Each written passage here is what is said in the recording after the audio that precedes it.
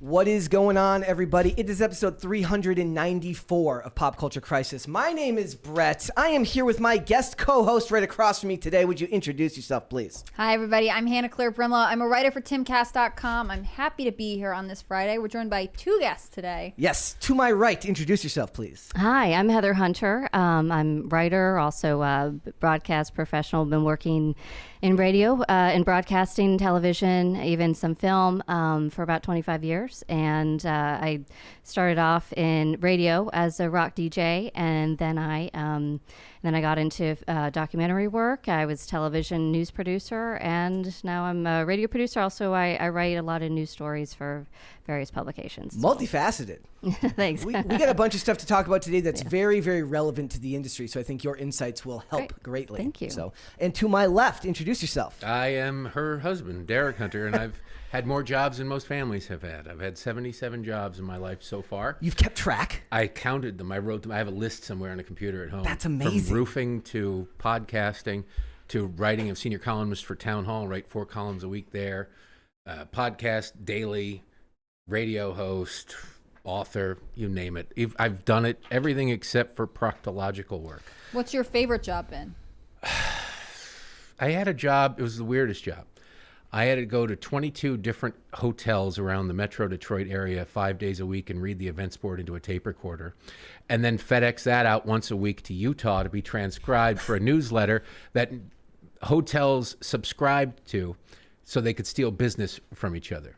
Really? Yeah. That's amazing. What a fun industry. It was. I could do it all at once because you get to know the people that work there. So you go up to the front desk and say, "Could I see this week's events board thing?" And they have the sheets that they just replace every day. So you just read them all, and then you'd have to edit it at home so it's coherent, make it seem like you're driving there 5 days a week when you really only did it 1 day a week. All right. That was one of my college jobs. You should like, you know how like people when their kids are growing up, they measured their height on the side of a door. You should put all your jobs on the side of a door going up. It's 3 pages so far. That's amazing. That's amazing. He's proud of it. Yeah. I am. I've done pretty much everything. It's and now I feel so underqualified and I'm so unprepared. No, I was a maid for an hour. Oh, okay. I worked for Mary Maids for 1 hour. I got there at 8 o'clock in the morning, watched the training video, and I go out and there's my crew of 60-something-year-old ladies waiting, and I said, I just don't think this is for me. This is not and it. I left. I filled out I was there for an hour. I filled out the paperwork. I watched the training video. They showed you how to vacuum. You had to change people's sheets in the video, and I'm just like, I don't change my own sheets. I'm like, no. I was like 20. I was like 20 years old. I'm like, you know what? Nope. No, I can't do it. Fun fact, I've too. actually just in the last couple of years started to like, my room is always clean, but making my bed was not a thing. And that has become something where it's become part of my morning routine because it allows me Jordan to like. Peterson got to you. Yes. No, it wasn't. It wasn't. Haunt your dreams. It wasn't a Jordan Peterson thing. I mean, I knew about the Jordan Peterson thing before this, but it was like one day it was like I woke up and I had like so much to do that day that it was like, it's like one of those mornings where you're almost paralyzed because you just have so much to do and you just don't want to get started. And like I was like in a fugue state making my bed, and it just happened to help that day, so it kind of became Isn't it 10,000 times more pleasant to go to bed into a made bed though? See, I always made it when I got home from work, so it was always made before bed anyways. It's just I didn't always want to do it in the morning when you got a bunch of stuff to do. So we got a bunch of stuff to talk about here today, ladies and gentlemen. I want to talk about Warner Brothers Discovery. They have been implementing AI in multifaceted ways in their company. A new one is coming out right now that is showing that they are going to be using artificial intelligence for production management. In this case, they're going to use a program that will help them to decide what to and to not green light as far as productions go. It's also going to help figure out which stars are viable for them. I have questions for the people who created this program about how realistic something like that is when data on the internet is so easily manipulatable. So we're going to talk about that. We're also going to talk about the fact that there were 4 stories today that came out, and all I could make for the headline was Hollywood is plummeting. First things first, an analytics professor predicts that Paramount is going to be gone in the next 2 years. Their market share is shrinking every year. They've bet big on streaming. We've got a story about Embracer Group buying the Lord of the Rings IP for a steal to the tune of $400 million in a property once worth $2 billion. We are also going to talk about the fact that another person has analyzed all of Disney's releases this year and found that if you take into account box office distribution, how much every country gets for their share of the market at the box office, that they're losing about $900 million at the box office this year. They're $900 million in the hole. And all that makes me think is like, look, they can't seem to bet on anything to save their life. You can't allow the Jeffrey Dahmer series to be the only thing that was successful in the last couple of years. That and Succession aren't going to keep Hollywood going, if you ask me. So we got that. We are going to talk about Kesha and Dr. Luke have settled their lawsuit out of court. 10 years in the making. It correlates to Me Too. It correlates to Hollywood and the disgusting industry that it's become. We'll get into all of that. So if you guys are ready, we will get started. Hannah Claire, are we ready? I'm ready. Are you ready? Yes. Are you ready? Give me a second. Okay. Okay, perfect. All right, let's get started. First things first, I want to know what your guys' thoughts are on Musk versus Zuckerberg. Anybody? Because Dana White is saying that they're absolutely serious about this. I saw Musk's mom saying she wants to stop the fight from happening, as of course all good moms would want to do, right? They don't want their baby fighting. But thoughts? I want it to last as long as possible. Is it possible to root for an indefinite tie? Is that the way to go? Could we do a thing where like you can't knock each other out, but you can knock each other down, and then you just have to you have to go the distance, right? Just a certain amount of rounds. Pay-per-view based on how long it lasts, the amount of suffering, something like that. That's what I want to see. Like, there's not a winner. I like Elon Musk's strategy of I'm a big fat guy, I'm just going to bear hug him and try and fall on him and hope he gives up, because that's really all he's got. It reminds me of the little kid, the little brother in Christmas Story. Like, Billy just lay there motionless. It was his only defense. That kind of thing is because Zuckerberg can fight. Yeah. He's a nerd. He'd write mean things and really do a burn on you on the internet, but he could probably break your jaw. Elon Musk might, but he'd probably get winded in the recoil. Plus, I mean, nobody's actually proven that Zuckerberg's not an alien, so it's completely plausible that he's not human. If I had to bet on which one was more human, I would bet against Elon Musk. I mean, come on. I think Zuckerberg's way less human. I feel like Zuckerberg has proven time and time again he doesn't feel emotions. I don't know if he feels pain. He could probably take a punch pretty well. That's the problem. Like, if you looked at the videos of him fighting, he looks bored. Like, he looks kind of bored as he's fighting. I like it. You really have to, like, you're richer than God, and you go, what I really would make my life complete is to punch somebody in the face and probably get punched in my own face. Yeah. Proving he's secretly conservative. There's something wrong with that. There's something really almost sociopathic with that. But it's that way. Yeah. They got this first super chat there. You got to see that was the money guns going off, guys. If you do want to scare the guests with the money guns or with the crisis parties, remember all super chats $20 and over. We will interrupt the discussion. We will read them right then and there. Also, would you please subscribe to this channel and you know what? Turn the notification bell on, because I've been getting more messages again from people saying either they're getting unsubscribed or that they're not getting notifications, which was one of those things that always seemed fake to me. But now since people are actually sending me messages about it, I guess it's real. So. You know, I think Zuckerberg wins, personally. I think Zuckerberg wins, and I think that Elon has to have his mom's disapproval in the back of his mind the whole time. Does Zuckerberg have a mom, or is he an alien? I don't know if he has parents. He hatched from an egg, I heard. That could absolutely be what ends up happening for it, right? I don't think anyone likes Zuckerberg, but yet there's still, everyone roots for Elon, His but wife he's still does. She's got. Well, that's true. He's had fewer wives than Elon Musk. Look, nobody has made more billion. If Zuckerberg, if all you had to do is be on this dorm room floor and you're a billionaire. I mean, right? Zuckerberg apparently has testosterone because he's on his third kid. But I mean, and his wife apparently likes him. But money. Elon's got 18 kids with 19 different women. Weirdly enough. Yeah.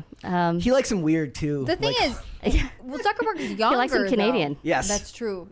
I had this whole theory that Elon Musk was secretly dating Taylor Swift when she was like because he likes successful, tall, blonde women. Give and it I time. thought, who else? It's the couple I'm really rooting for. There will come a time in between breakups for Taylor Swift where she's like, I want to have a kid. Elon will be right there. He doesn't want to have a relationship. He just wants to have kids with a whole bunch of people. Exactly. There was an anonymous source that like she's dating someone older who's very successful, He's and I was like, please be Elon Musk. He's a lot like Ego from the Marvel universe. Yeah. He just wants to spread his seed around. But Nope. Didn't Elon, though, make a comment the other day about Taylor? I thought he said something about how he loves her and they're going to be together forever. Got in some kind of beef. No, it was actually, he said she was like Napoleon Dynamite. Yeah, but also like he's like I think he I don't know. I think he appreciates the work ethic. I think he appreciates how hard she works, right? And we just did a story yesterday where this guy, a journalist for like Insider, did a story where it was like he compared Taylor Swift fans to the alt-right because he criticized the Eras tour ever so slightly. He said that Beyonce's Renaissance tour was better, and like he's like they were calling me slurs for being gay, and they were because anti-LGBTQ this and that, and he's saying, see, you'll get used to it. You'll get used to it. But he's like it's the same stuff that I get hurled at me when I write about drag queens in Florida and election interference. The stuff. most social media vitriol I ever got was when, I don't even know what the name of them was, some K-pop group. BTS. No, it wasn't them. Oh. It was a girl one. A real girl one, not just maybe questionable girl one. And they were like dressed in their lingerie and everything, and Time magazine was writing them up. And I said, maybe they could make music rather than porn. Like, hey, I appreciate the look, but try not sucking or something like that. And for months after that, the fans of whatever group it was, and never heard of them, never even bothered to look at one song because they all kind of sound the same. We're still, you don't know what you're doing. It was all from Asia. It was very proper English. It was like being insulted by a British person. Sir, I slap you with my glove and challenge you to a duel. Like, okay, I don't know whether to be like flattered or insulted, or I'm not really sure what's going on here. You had insulted their national honor. But they were very grammatically correct, to the point everywhere. Like, wow, I'm flattered by your insult. But they were so mad. If you insult the wrong people, you insult Beyonce. If you point out that she doesn't really do anything except sing, and she changes a little bit. Go ahead, bring it up. She changes a little bit of the lyrics. The chick from Four Non Blondes got into a lot of trouble because she said, I wrote a song for her. She changed a tiny bit, and she said she wouldn't do it if she didn't get the publishing rights. And that's how you get rich. Like, you can either make a whole bunch of 80% of a whole bunch, or 100% of nothing. We got a $20 super chat here from Satoshi Guakamoto. Says, I'm just here to simp for Hannah. Hannah, I don't know who Hannah is, because there are no Hannahs here. There's a Hannah Claire. Gal, whoever Hannah is. There's a Hannah Claire here. Hannah Claire will pass that along. I once, one of my favorite memes, it says, like, if you ever get kidnapped and you're in the trunk of someone's car, insult BTS because they will find you. And wow. That's how you get saved, right? It's true. Yeah, it's those fandoms, right? They're very, very But you need to tweet it while you're in the trunk of the car. Try.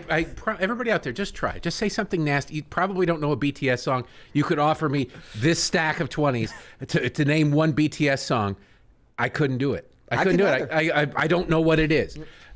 So I'm not sure I could do even like a Backstreet Boys or anything. Maybe New Kids on the Block. Come on. I Want It That Way. Was that them? That was. He threatened look, I like music that doesn't suck. You work in radio. There's gossip. Why not music radio? She had New Kids on the Block sheets when she was a kid. Don't listen to anything. I like the Replacements. I like rock and roll. When we were moving about a year ago, he saw my CDs, and there's a certain time when you had CDs. Not that she had them, that she saved them. And so it actually, it's like a time capsule of that time period of when CDs existed. Time capsule of suck. And so I had New Kids on the Block, and I had Backstreet and NSYNC, and it was 90s stuff, but I also had my alternative rock. I used to be a rock DJ, so I had alternative rock. Your idea of alternative rock is Bush. No, come on, I had Nirvana. It's not alternative rock. Oh, come on. We should always have married couples on. Yes. This is good. So, but he's like, if I had known this before we got married, that you'd have New Kids on the Block in your music, I was listening to Typo Negative yesterday. Typo Negative's good. That's but Nirvana. There's nothing wrong with Nirvana. There's nothing wrong with Nirvana, but there's nothing right with Bush. Come on. Oh, come on. He had Gwen Stefani, and he cheated on her with like the nanny or something. Calm Down is an incredible riff. What about Live?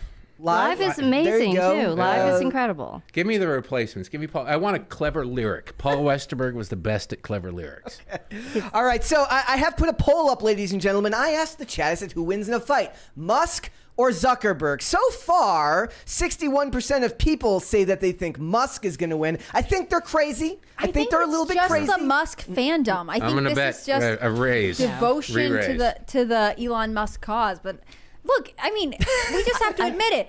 Zuckerberg is significantly younger than him. Yes, he's got the height, but I don't know. If I say the name Butterbean, does that mean anything to you? Do you remember Butterbean? look up Butterbean. He's a boxer. He was an overweight, bald boxer that he had no range of he couldn't move, but if he got a hold of you with a punch, he'd knock you out. And people wanted to knock out Butterbean, so they made the mistake of getting close enough to get caught in his gravitational pull, and he'd punch them, and then they'd burn up in his atmosphere. Elon Musk could do that. We got a $20 super chat here from Gordon Shumway. Says Elon versus Zuck is live-action celebrity deathmatch. Yes. Gen Z gets to finally experience that wonderful American pastime. It's a shame Mills Lane is no longer with us. He would be the perfect referee. Good night and good fight. Claymation should come back. Like, they should bring claymation back. Elon Musk kind of looks like he's made out of clay already. I want Elon to bring his flamethrower to this. I'm getting the pay-per-view. I'm not proud of it. I'm not putting it on my resume, but I'm getting it. Yes, I want it. We got a $20 super chat here from High Voltage 75. He says, yes, Zuck versus Elon. Loser has to take an Ocean Gate submersible down to the Titanic. Too soon? No. Look, I had big issues with the people who just seem to be wishing death upon them. Yeah. But the memes have been incredible. There have been some there was one of The Undertaker doing his pin where he crosses your arms on top of the submersible. And the other one was a guy calling, he says, Leo, they're making a sequel. Like that is some brutal stuff, man. But the internet's going to internet. You can't win there. Like the internet is going to internet. I get it. People, both sides overreact. Look, they died. It's horrible. It's tragic, but you didn't know them. There are people out there who go, this is the worst thing ever, and I can't believe it. And they're crying and they're screaming and like, this is all. You didn't know them, okay? People die every day. Right now, somebody's getting shot in Chicago. It's a safe bet. It's horrible. It's tragic. Absolutely. But you don't lose sleep over it, or you would never sleep. I actually probably would do it. Like my issue. You want to go to Mars? You'd go to. I know. I don't want to go to the next. I would actually probably do that. So let me get this straight. Somebody comes up to you. They've got a Logitech video game controller, and they're like, "I am going to guide you down to the bottom of the ocean with this controller that wouldn't even connect to an Xbox." It's Bluetooth. Now. I'm sure nothing could go wrong. I guarantee none of those details were actually out there for this CEO, this billionaire. You don't that get to be got a billionaire because you fell backwards into it. You are meticulous in the details. You don't risk your life. True. I wouldn't go anywhere near it. Somebody's like, hey, you want to go check out, Titanic, and we could actually get right up close to it. Hold your breath and stand in front of a 4K TV. It'll be the exact same thing. Pop your ears in a small room. What do you want to see about the Titanic? Like that's what I couldn't figure out. Like it's on the bottom it's of the rusty ocean. and crappy. There it is. What's happening? You don't kill these people as James Cameron. You can't go on. If you didn't make that movie, Well, he also it's on his head. He gave a response. He humble bragged. He's like, I went down there 31 times. Like, and people want to go down there and look for the heart of the diamond, sea or rose, whatever. That was the other meme. It was them in the submersible. It was the diamond floating by the window. Okay, we got some other stuff here, guys. I will leave that poll up. We will address it at the end. The next story is probably my favorite bit of product placement you could ever do. Mori Povich is launching his own at-home paternity test called "You Are Not the Father." What took so long? I know, right? He's off the air now. He's retired. It's the Mori paternity test, and then what it has to do is like when you get voted, when you take the test and you're not the father, you have to do the backflip and run around in the. See, that's when we used to be a country. And we were a country. We used to have values. We used to have values. When Springer, which by the way, I didn't know until he passed and we talked about him, that he was in politics. That was mayor of Cincinnati. Yeah, he wrote a check to a prostitute. That's why he got out of office. He wrote a check to her. Remember when that stuff used to actually be like scandalous? Like who's the hooker who takes a check? That's what I thought was going to. Who's the hooker's like? I'm sure this will clear. Jennifer Gardner and now it would be like Bitcoin, or it would be like through like Venmo. You'd have to Venmo the hooker. Yeah, but now IRS now sees your 600, well, limit. You get a cheap hooker then. Yeah. You don't get or several payments. Yes. They'll have Hunter Biden cast-offs. Yeah. Have you ever seen more women look human trafficked outside of a documentary on the National Geographic Channel than the women Hunter was taking pictures and videos with? They're like, I just want my money. They're going to send me back to Ukraine if you don't give me the. Like, but no, he's at a state dinner. It's all good. Yep, he gets to it's the photos for that stuff, right? That's not really on topic, but it's just like when you're like, look, I get it. Look, I tell people all the time, I'm in recovery. You do stupid things, but you don't take the pictures. And you don't use a check. And you don't use a check when you do that. I have never smoked crack, but I don't believe, and I'd like to think that I wouldn't feel the need to document that moment if I ever did. I feel like it was all mutually assured destruction for his father, but that's just my theory. He clearly was not the favorite child, and he had a Bo was the favorite child, and he just acting out because he is the money man. And he says he loves his children, but all his children ended up. No, he always say, I love my son, and he Yeah. only is referring to Bo. He never uses Hunter's name. And he doesn't talk about the daughter very much, who's got this very scandalous. Yeah, You the know two the words surviving "I wish it children- was you" were uttered at some point Yeah. from Joe to Hunter about, but why wasn't it you? I do want some of Hunter's art, though. Do you think it was I do. before or I do. after he slept with Bo's wife? Yeah. and her sister. He was just keeping rough. it in the family. Speaking of family trauma, let's talk about this story about Prince Harry, who, if you didn't know recently, the Archetypes podcast has been pulled from Spotify. They've gotten rid of their $20 million contract. I've also heard that Meghan didn't get that Dior deal that they thought she was going to get. One of the podcasts that Prince Harry pitched to Spotify was about childhood trauma. Sounds like a blast, I guess, but Do you these think were he his... wanted to pitch that, or do you think Meghan made him pitch That's the thing. I think Meghan probably said this is a great idea, but didn't realize that kind of stuff plays well for women. I don't think the people he suggests here is like, let's talk about the childhood drama of Donald Trump, Mark Zuckerberg, and Vladimir Putin. Like, I just don't think you're getting Zuckerberg, but not really. But none of those other guys are coming on your podcast to talk about trauma. Just, look, if you look at Prince Harry, it's Prince Harry. You go, what's interesting about you and relatable? Yeah. And they're like, there's literally nothing. Yeah. There's nothing. So you go, okay, how about trauma? Everybody knows his trauma. Yeah. Everybody has trauma. And that's the closest thing they could come to that's interesting. Like, well, we could talk about the proper polo techniques. We could talk about how your real father had an affair with your mother. And, I think it's him being trying a ginger to in the 21st stay century. relevant in geopolitics, right? Like if he can interview these world leaders about trauma, who is going to? But they don't actually interview because, as we found out, Grift and Meghan, she actually had her staff actually interviewing the Serena Williams. No. It was I think it was the lesser known guests. Oh, the lesser known. So it's even worse for her, where it's like she's cool. Like if you're cool, so you're a tier. Yeah, like guest. Okay. If you're just somebody like hawking a book, she sends her producer to interview you. But if you're Serena Williams or you're Mindy Kaling, then she interviews you somebody herself. who could invite you to vacation with them. Yes, exactly. But can you imagine Putin showing up and it's like, oh, this is my intern, Joe. He's going to be asking you some questions. She'll be on a yacht with about your Oprah. She'll childhood. be on a yacht with the mother in Kansas who's got a keto cooking book. I also saw they said like we're now officially going to stop talking about the royal family publicly. I'm like just like you were supposed to like go and disappear from the general public like the South Park skit, right? Like leave us alone. We want to be in private as they bother you about like being in private. Well, did you see Camilla's diss where she actually after the news came out about the Dior deal not happening from Meghan, she wore Dior.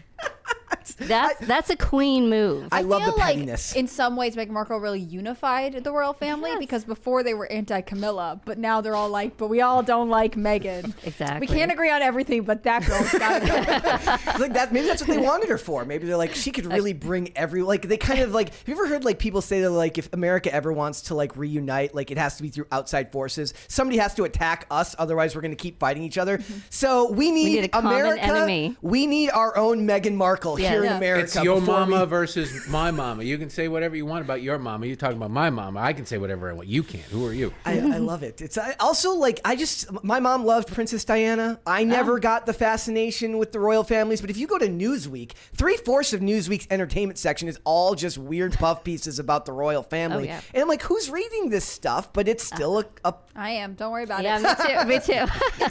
it must be a girl thing. Well, the prince, Disney sold us on the princess concept that we'll all get married and we'll, might meet this prince and, happy ever and ever after. And, it does work out that way, but it doesn't end up a castle or, And riches. Disney sold us on if you kiss a fish, everything goes good. It just gets me kicked out of pet stores. No, mine is like it's okay. Mine is the fascination with like the royalty. It's like everyone loves gossip. That's just the way life works. And in some ways, I'd rather be keeping up with the plot line of the royal family than whatever drama is happening with the Kardashians. But you don't have to keep up with either, though. But you have to keep up with something. You're wrong. You're a man. You don't understand. That might be true. Like, it's like when people would talk about this stuff, I'm like, I don't get it. Like, I get the stuff with Meghan Markle because she's extremely unlikable. That's a bipartisan. There's no sexual base to that, right? Everyone can hate Meghan Markle. You don't have to be a guy. Yeah. You don't have to be a girl. You don't have to be a pansexual. You don't have to be bisexual. You don't have to be they, them. You don't have to be anything. You can hate Meghan Markle. She's just transparent, so everyone can see what she's doing. She's the only one in the world who can't see how people see her. With the keeping up with the Kardashians, do you also keep up with the Jenners? Because like the most famous Kardashians are the two Jenner girls, right? I know, it's crazy. But are they on the show? I honestly don't. I met them once at the cable show out in Las Vegas. I have a picture on my Facebook page of me and them, and then the penicillin that they give you right afterwards for getting your picture taken with it. But I don't know. Are the Jenners part of it? Because they're like more famous than the Kardashians. They were part as far as I know, and I think their like social media standing is bigger. But I think the Kardashian brand had already been there. Like, wait, I don't really. Again, so they count as Kardashians? Yeah, they get lumped in. They have the same look. And at one point, the momager had been like, because her married name She's the one who released the porn, right? Yes, I'm pretty sure. Yes.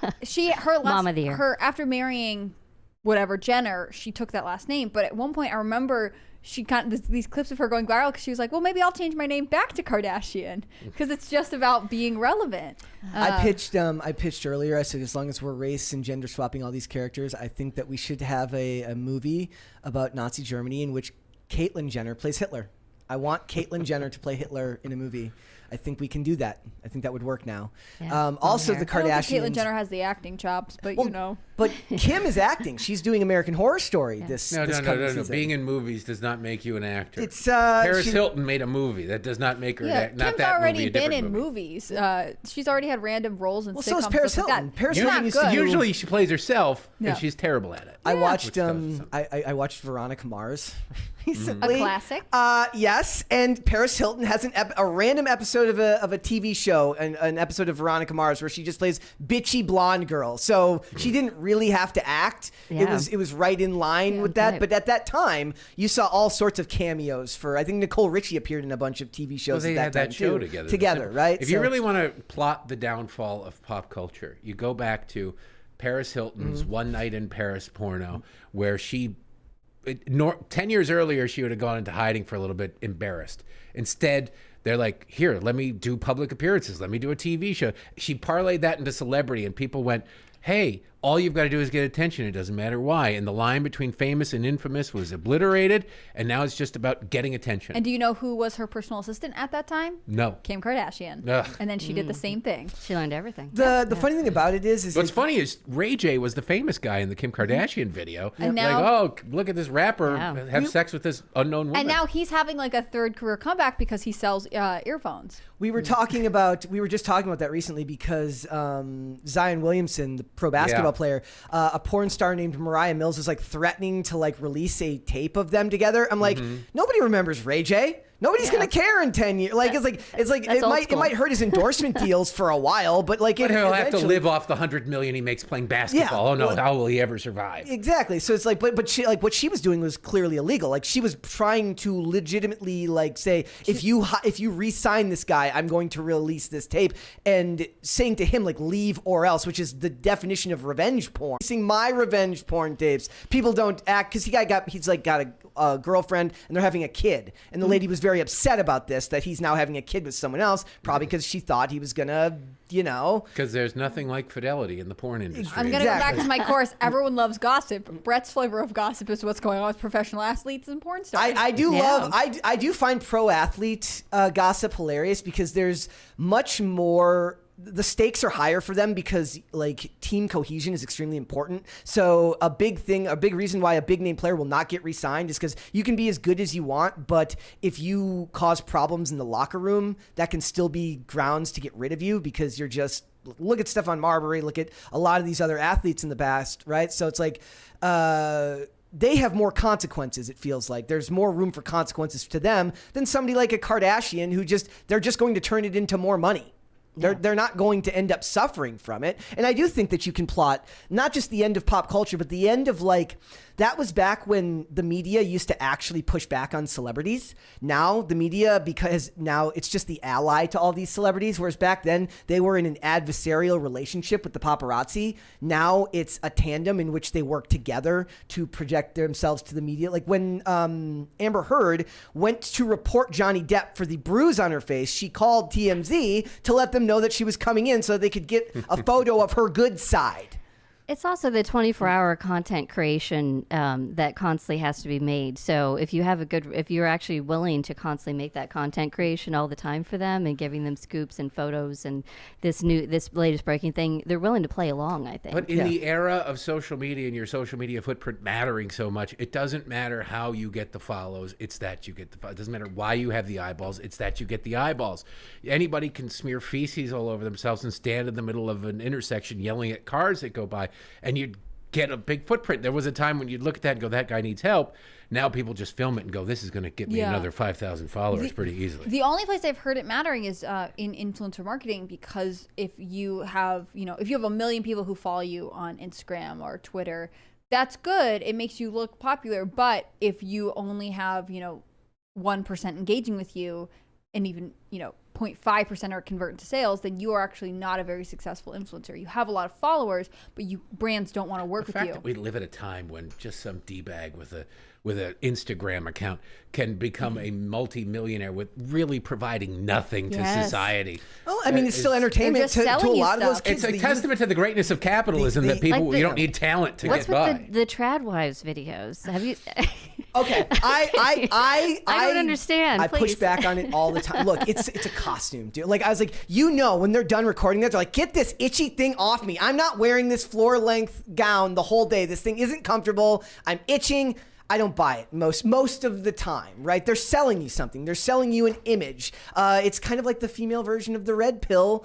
The guys who sell you the Red Pill podcast that tell you about how to behave. It's for the trad wives. It's just become another, like when it becomes a product you can market, is it really all that traditional?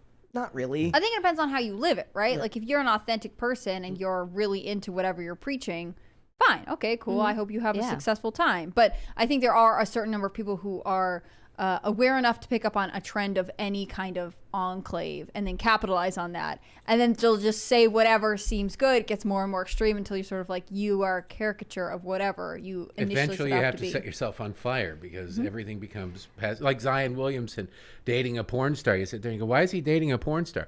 I can tell you why he's dating a porn star. It's because he has had women throwing themselves at him his whole adult life, and probably in high school too, because you can't be 7 feet tall and really good at basketball, and people go, I wonder what he's going to be when he grows up.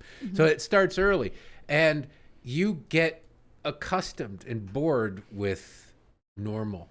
So then you need more, and you need more, and you can either take a chance with 3 strange women at a bar, or you've got this person who does it on film that will do just about anything all the time. And you go, you know what? This is a safer path. That's why you date a porn star. You can do something that normal people would recoil at and maybe would end up filing charges against you if you tried it with them, or calling the police in general and writing an expose on TMZ about it. But a porn star is like, you know what? I did this last Tuesday with 3 guys from Poughkeepsie. Let's do it. Like, so you that's where you get it. You become numb to normal. And you have to find the next thing. Plus, you give any 25-year-old $100 million, and you expect them to not act out. You're the crazy one. To not expect, LeBron James may be annoying, but he's been married for like 25 years and seems to be. He has a strong mother. You need somebody in your life that can not only say no, but make it stick. And a lot of these guys are famous since they're 18 years old or 14 years old in acting. Do you think, look, nothing against Leonardo DiCaprio, there's nothing, he doesn't seem to be a bad guy or anything, but when do you think the last time he heard no from somebody who could make it stick was?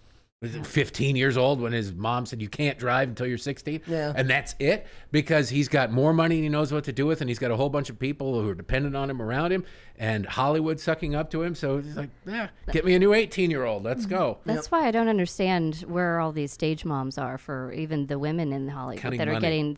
who are going through all these Me Too experiences. Because I think the stage moms, in some ways, they are more manager than mom, right? Like they are only mom in the sense that they maybe gave birth to the kid and can sign the papers, but they are not interested in raising a child. They are interested in managing a mom and an young agent talent. together is not a mom at all. A momager. We got a $20 super chat here from Rick Bungle. Says, I just got it. Doll click, will you marry me? We've got people proposing in the chat today. Finally. Doll click, what say you? Doll click, let us know. All right, I've been guys. waiting for this to turn into a matrimonial podcast for years. See, we've inspired people with our marriage. I'm telling you, more married couples on this show. All right, guys. In fact, let's talk about you guys then for a while. Okay. So first, I remind everyone what it is that you're doing now and what you did when you started. Like, so where you've come from.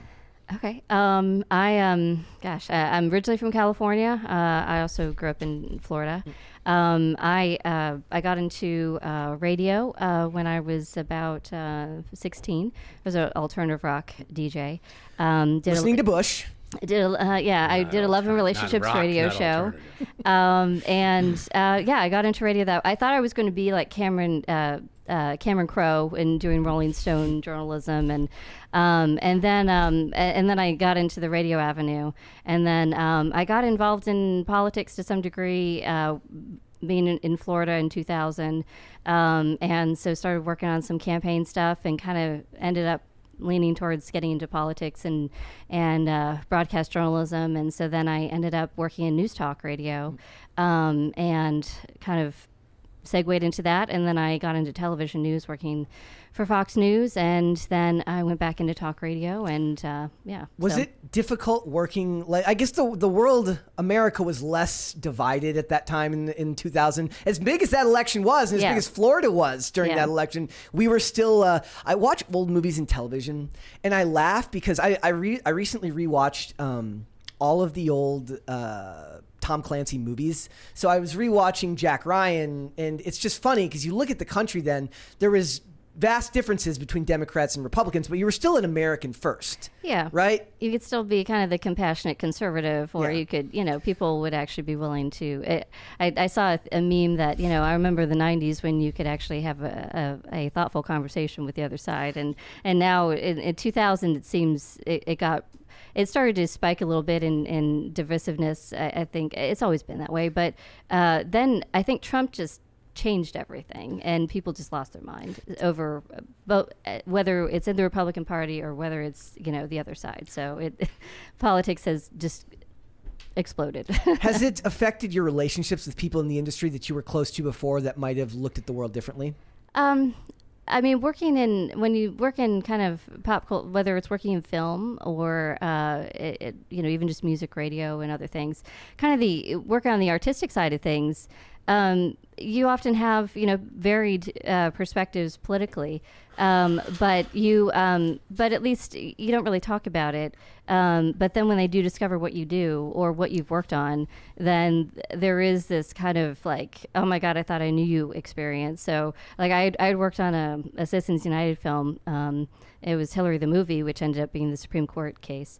And so I was at a wedding for my brother's wedding in California, and so I was talking to actually my brother's boss at the wedding, and he's like, oh, what do you do? And have I seen anything you've worked on? And I listed a bunch of films I had worked on, and then I mentioned the Citizens United one, and he's like, oh, yeah, my daughter's fighting Citizens United. She's in the middle of a lawsuit right now. And so I'm like, oh, great, she's following her passion, I guess, That's like a polite response. Yeah. And so, I don't, the fact she's doing that's her activism. And I mean, it's unfortunate, but, I can handle somebody disagreeing with me, but it's amazing the other side can't. So I'm very anti-activist. I'm actually an activist against activism. I think it's not enough to just not be an activist. You should actively be anti-activist at all times. Crisis Party!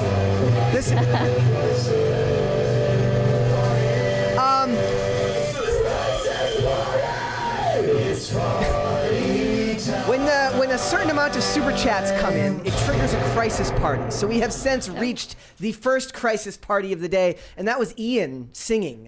Ian from Timcast singing there with Carter, a duet just for us. That was fantastic. beautiful. That was actually our song at our wedding. Yes. too. Yeah, that is amazing, right? So you worked in Hollywood. You did produce. I didn't you work in worked LA, but I've worked in various. I've worked on some shows, and I've worked on some independent films and such. So, Can you give some insight into what that was like as far as the process? I mean, I went towards working in television just because it's a more steady paycheck. Because if you're actually working in film, you go from project to project and you're constantly unemployed. So you keep like taking on new projects and you're constantly trying to, find the next thing or raise money for the next project that you're working on. So I realized, you know what, I have kind of a passion in politics. So then I went into television news instead and kind of have been through that avenue. Now I'm in radio broadcasting. So, and occasionally I'll, dabble in some film stuff, but in general, I'm, more on the radio broadcast side now. But one of the things that I always try to point out, like a lot of the things that I do here is I give a lot of leeway to a lot of movies because it's like, it's so difficult to get anything made.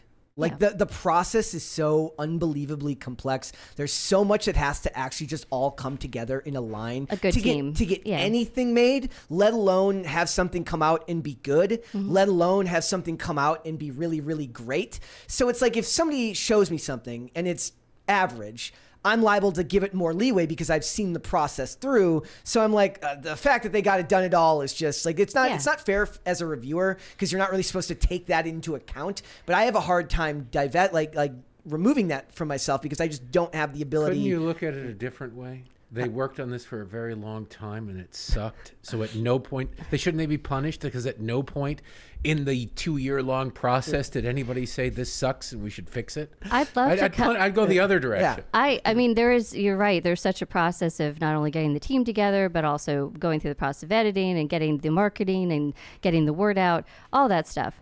On the other hand, though, I would love to come up with an idea. Like, you ever see the movie The Hearst from the 80s, where it was such a low budget film where it's just a woman who moves into a new town and there's just a hearse that just sits outside her house all the time. And then when she's driving around town, it follows her, and then eventually it chases her. And there's zero budget to this film, but it was like very popular in like horror films in the 80s.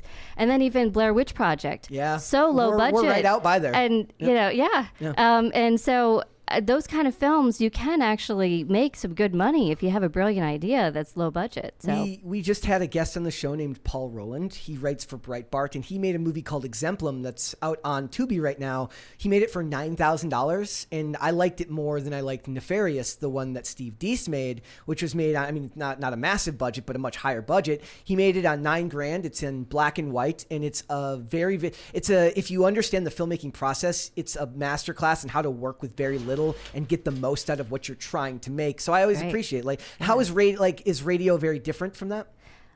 Radio is more of a steady job where, I mean, you do have production elements, but it's not the same as you're basically creating.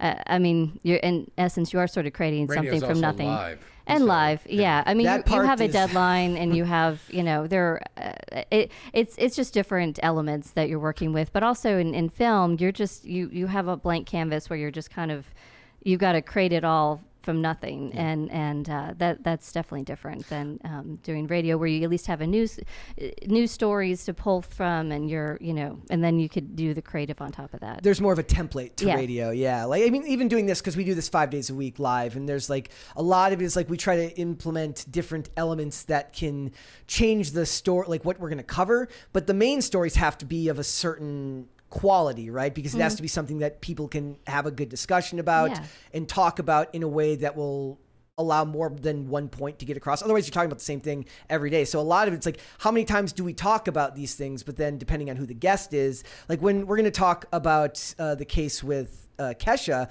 but there's been a lot of cases like that in the news, right? So you have to be like, it's not just about the facts of that case. It has to also be about the overarching ideas behind that, and different people can give different elements to that. But movies aren't really about that because it's about creating a script from scratch, and that's more about building from the ground up over and over again. But that's also why we get, the majority of the propaganda that's coming out these days is coming from those industries that are creating stuff with messages for everybody to watch and then influence how they think. I think a lot, like, I don't know if it's necessarily like, if you're listening to radio, right? Like you're listening to the station that you like. right? Whereas like movies, they're always trying to find the people that they can influence and change the perspective of. Well, the movies are new every couple of weeks too. The station's there all the time, so they have to come up with a new shiny object. It's like a difference between a TV show and a movie. You love Seinfeld, so you watch Seinfeld reruns. But even love the Marvel movies, they're gone in 3 weeks and on Disney. Even with radio, though, you have to constantly be not only appealing to a target demo, but then you can't come at things the same way, like you were talking about. You always have to come up with a new way of talking about a topic that's been talked about for decades, and come at a new experience, because you're dealing with such an informed audience that you really want to make sure that they're not hearing an argument that they've heard over and over again, because then they're going to turn the channel. So yeah, it's interesting because, like, to me, I'm one of those people where, like, when we talk about this stuff, it's like the details matter, but it then ends up becoming like, I'm always like, I'm going to mention this, I'm going to mention this, and mention this. Maybe 2 or 3 of those things end up getting mentioned that I actually think I want to talk about, because the conversation just goes where the conversation goes, and you just have to let it happen. And then when we're done, I'm like, oh, I could have mentioned, and like, it's like have you ever seen the memes? It's like me reconstructing the argument that I could have had in the shower 6 hours later after you're debating. Maybe they did that on IRL or on Culture War today. Maybe when they're done down there, they're like, I could have come up with this great argument against it. Here's the point I meant to make. Exactly. It's the old joke. You want to make God laugh, make a plan. It's that simple. You go where it takes you. First time I ever did radio, I had a stack of stories this thick. 3 hours in front of me seems like forever. I'm like, well, this isn't going to be enough. This isn't going to be enough, but I guess I'll start from there. And you get through like five stories, and you're like, it's over? Yeah. 5 minutes this way is forever. 5 minutes or 3 hours that way is nothing. It's gone. Yeah. There are definitely days, because I try to over prep as far as like what we're going to cover on a daily basis. But there are some days where it's just like, it feels like it starts off very, very slow. I'm like, oh my gosh, there's like this much time left. But then by the time it's done, I'm like, holy crap, it's over? Yeah. Wow. Okay. All right. Well, that's going to be great, because I think your guys' expertise in these fields will end up helping us talk through these stories, because there's a lot to discuss as far as how artificial intelligence will affect Hollywood, because that's going on right now with the writer's strike, and then not to mention that, but all of these financial losses that these industries seem to be posting without a care in the world. They just keep losing money and smiling as they do it. Confidence. I'm just surprised to find there's intelligence in Hollywood. It's shocking, right? Artificial. All right, let's get into it. Let's get started. Well, first off, let's do cringe and cute of the day. What would you rather see first, cringe or cute? I defer to our guests. Would you rather see something cringy? Usually people like to see the cringe first, and then the cute cleanses the palate. Yeah, I think Okay, that's probably the way Cringe. to go. Yeah. All right, then let's look at the cringe of the day. And I found this one myself. This video is very, very funny. Here, let's put it on screen. You can see this video. It's from a fashion show. I think I'm going to get that guy's suit right there. Very nice. Yes. I almost wore this one today. I love that. That one's It's gray, so it's that a little one's bit different. perfect. Ooh. That one's perfect. Yeah. I love the fashion shows that don't even try to appeal to like the average person. Don't you, if you're a financial backer of whoever this designer is, don't you go, why don't you set the money on fire? Like honestly, we'll save time and probably more money over the long haul, because we don't have to light and pay for this show. Just set $100,000 on fire. And then the artist says, you don't understand. Yes. You're No, I know I don't understand. You're a Philistine. I've made something nobody wants and nobody will buy, and we'll never see a return on that investment. But boy, howdy, I'll get 3 seconds on the E channel. Or it's okay. Well, there you go. Money laundering. I feel like there's so many fashions that have been seen under the sun that, I mean, you got to do that, I guess, but it's probably been done on the runway before. It's hard to reinvent pants. Yes. Yeah. All they do is reinvent stupid, and they're very good at that. Yeah. But it's impractical. Like the woke jeans, the woke Levi ad you Levi showed us Wokes. before that. That was great. That was brilliant. But those are actually more practical. That SNL parody skit is more practical than anything there. And most of this stuff doesn't go to market, right? Like they don't end up releasing it. It's literally just. Why do they? That's why I don't understand. Yeah. Why do they do it? Here, this is going to appeal to nobody. It's going to sell nothing, but it costs $500,000 to make. I guess just an interactive version of an art show. Like instead of going and seeing paintings or canvases on a wall, you're seeing people dressed. And in you're looking ridiculous for the clothes. trends, right? So what they're saying is like, these are the things that if you boil down the elements, you'll see them again. I don't think this designer is doing it well. But there are, couture lines that come out that you're like, oh, okay, this color is really trendy right now. Oh, this style, this neckline, whatever. The people who make this crap will sit there and whine about your private jet flight. How many children could that have fed? And well, how many children could this crap have fed? Yeah, Come on, honestly. and it's not, well, I mean, it doesn't. I think part of fashion is also contributing to beauty, and if it's not fulfilling you in some way, then what is the point? Not dress up like a baseball. There's a website that tracks rich people, like private planes for rich people, because people just it's like, if you want to wonder where all the hatred for billionaires dying on a sub is, there's people that track how famous people spend their own money because it's bad for the environment. Political power in envy. The left is really their currency is envy and jealousy and victimhood. It's not that they like poor people, they just hate rich people. But they're largely rich people. They just need that resentment to motivate people to vote for more rich people, ironically enough. I'm old enough to remember the Lifestyles of the Rich and Famous being a wildly popular show. There was something to aspire to. It wasn't like MTV Cribs. Yeah, and then Robin Leach at the end says, this is where you can find this man and beat the crap out of him. If you ever see this car on the street, slash his tires. No, but that's what we've become now. But that stuff's still around. It's just social media is where you see those. Like, there's absolutely influencer travel channels that do unbelievable numbers because people want to watch attractive people travel the world. I watch $1 Million Listing. I'm never going to buy a mansion in Los Angeles, even if I could afford it. I don't want to live in Los Angeles. Keep up to date on what's going on. But damn it, I do like watching those houses. Going, you know what? If I win the lottery, now I know what I want. You want to be prepared for that moment that you become so wealthy that you need to buy one. Heated marble floors throughout the house. I'm ready for it. It's those countertops in the kitchen. If they're not marble, how do you know? If you don't do the research, how will you know what you want? I didn't know I needed an infinity pool. We got a $20 super chat here from Wyatt Derp. Says, Oscar Wilde said, fashion is a form of ugliness so intolerable we are compelled to alter it every 6 months. Agreed? Is it... I'm not. You can tell. The last people I'm not a slave to fashion. She's more in that line. I feel like they save the best fashions for the people on the red carpet, the celebrities that they actually. Oh, the Met Gala is a disaster. The Met Gala is just a bunch of people dressing. Doesn't count, though. Yeah, just chainmail faces and okay, if you can't drink through it or you can't eat in it, it's not. No. The rest of it says, the last people you want to take fashion advice from are artists and fashion designers disconnected from reality. Well, they also don't have to go to a regular job where they get to wear the ridiculous outfit to work. You and I do not get to. I guess I could maybe if I wanted to. But if you make a line of couture things that walk down the runway that are never going to have to be sold in stores, you make something very different from But who's products paying you to... I want to hire you to spend a lot of money to make something wildly impractical that will see zero return on the investment. I bet they make all the money off of the press. I mean, that's the. But how do you make money off the press like that? The press is going, look at this guy's dressed like a baseball.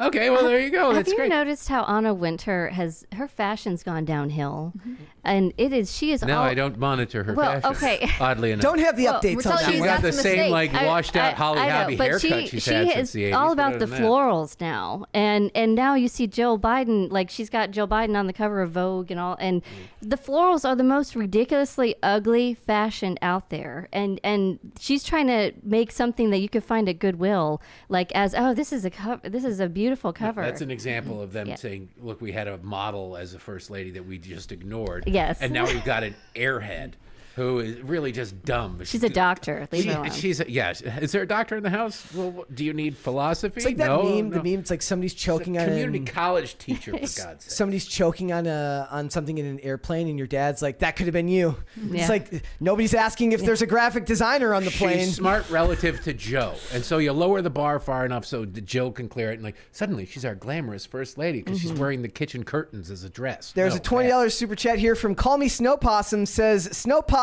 recommends Boondock Saints 1, Boondock Saints 2. I never saw the sequel to Boondock Saints. The sequel sucks. I never saw Boondock Saints. That was called All Saints Day or something. Yes, I never saw. I've probably spent more time than anyone in history scrolling past it on various streaming services. Terrible. Where I'm like, nope, and I just scroll right past it. They got some chick playing the Willem Dafoe part. It's just, it doesn't work. See, just watched a Jack Ryan movie that had Willem Dafoe when he was 20-something. He was probably in his 30s by that point. But Willem Dafoe will go on forever. He will probably act until he's 100 years old. He's a badass. And he's a great actor. He should have been the Joker. He would have been. He should have been the one. They should have. When he was the Green Goblin, they shouldn't have put a fencing mask on him that it didn't move. That was just stupid. Yeah. You still get his voice though. I know, No, but he's got voice. the animated face. Yeah. He could pull off the Green Goblin. All right. Let's get started then, ladies and gentlemen. Wait, where's my cue? We've got cue of the day. We've got cue of the day. Have no fear. You a psycho? What is this? I almost forgot. First things first, from Evil Zombie Hamster on Twitter says, thanks for showing Zuko the other day. This is his feline friend, Shadow. He's a rescued feral that almost lost house privileges when he brought in a live snake. Estimated rescue at 4 months, now going on 3 years old. That is adorable. Good-looking cat. That is a good-looking cute cat. If I weren't currently suffering from a cat bite on my middle finger, No! I would like the cat even more. One of our cats bit us this morning. How many cats do you have?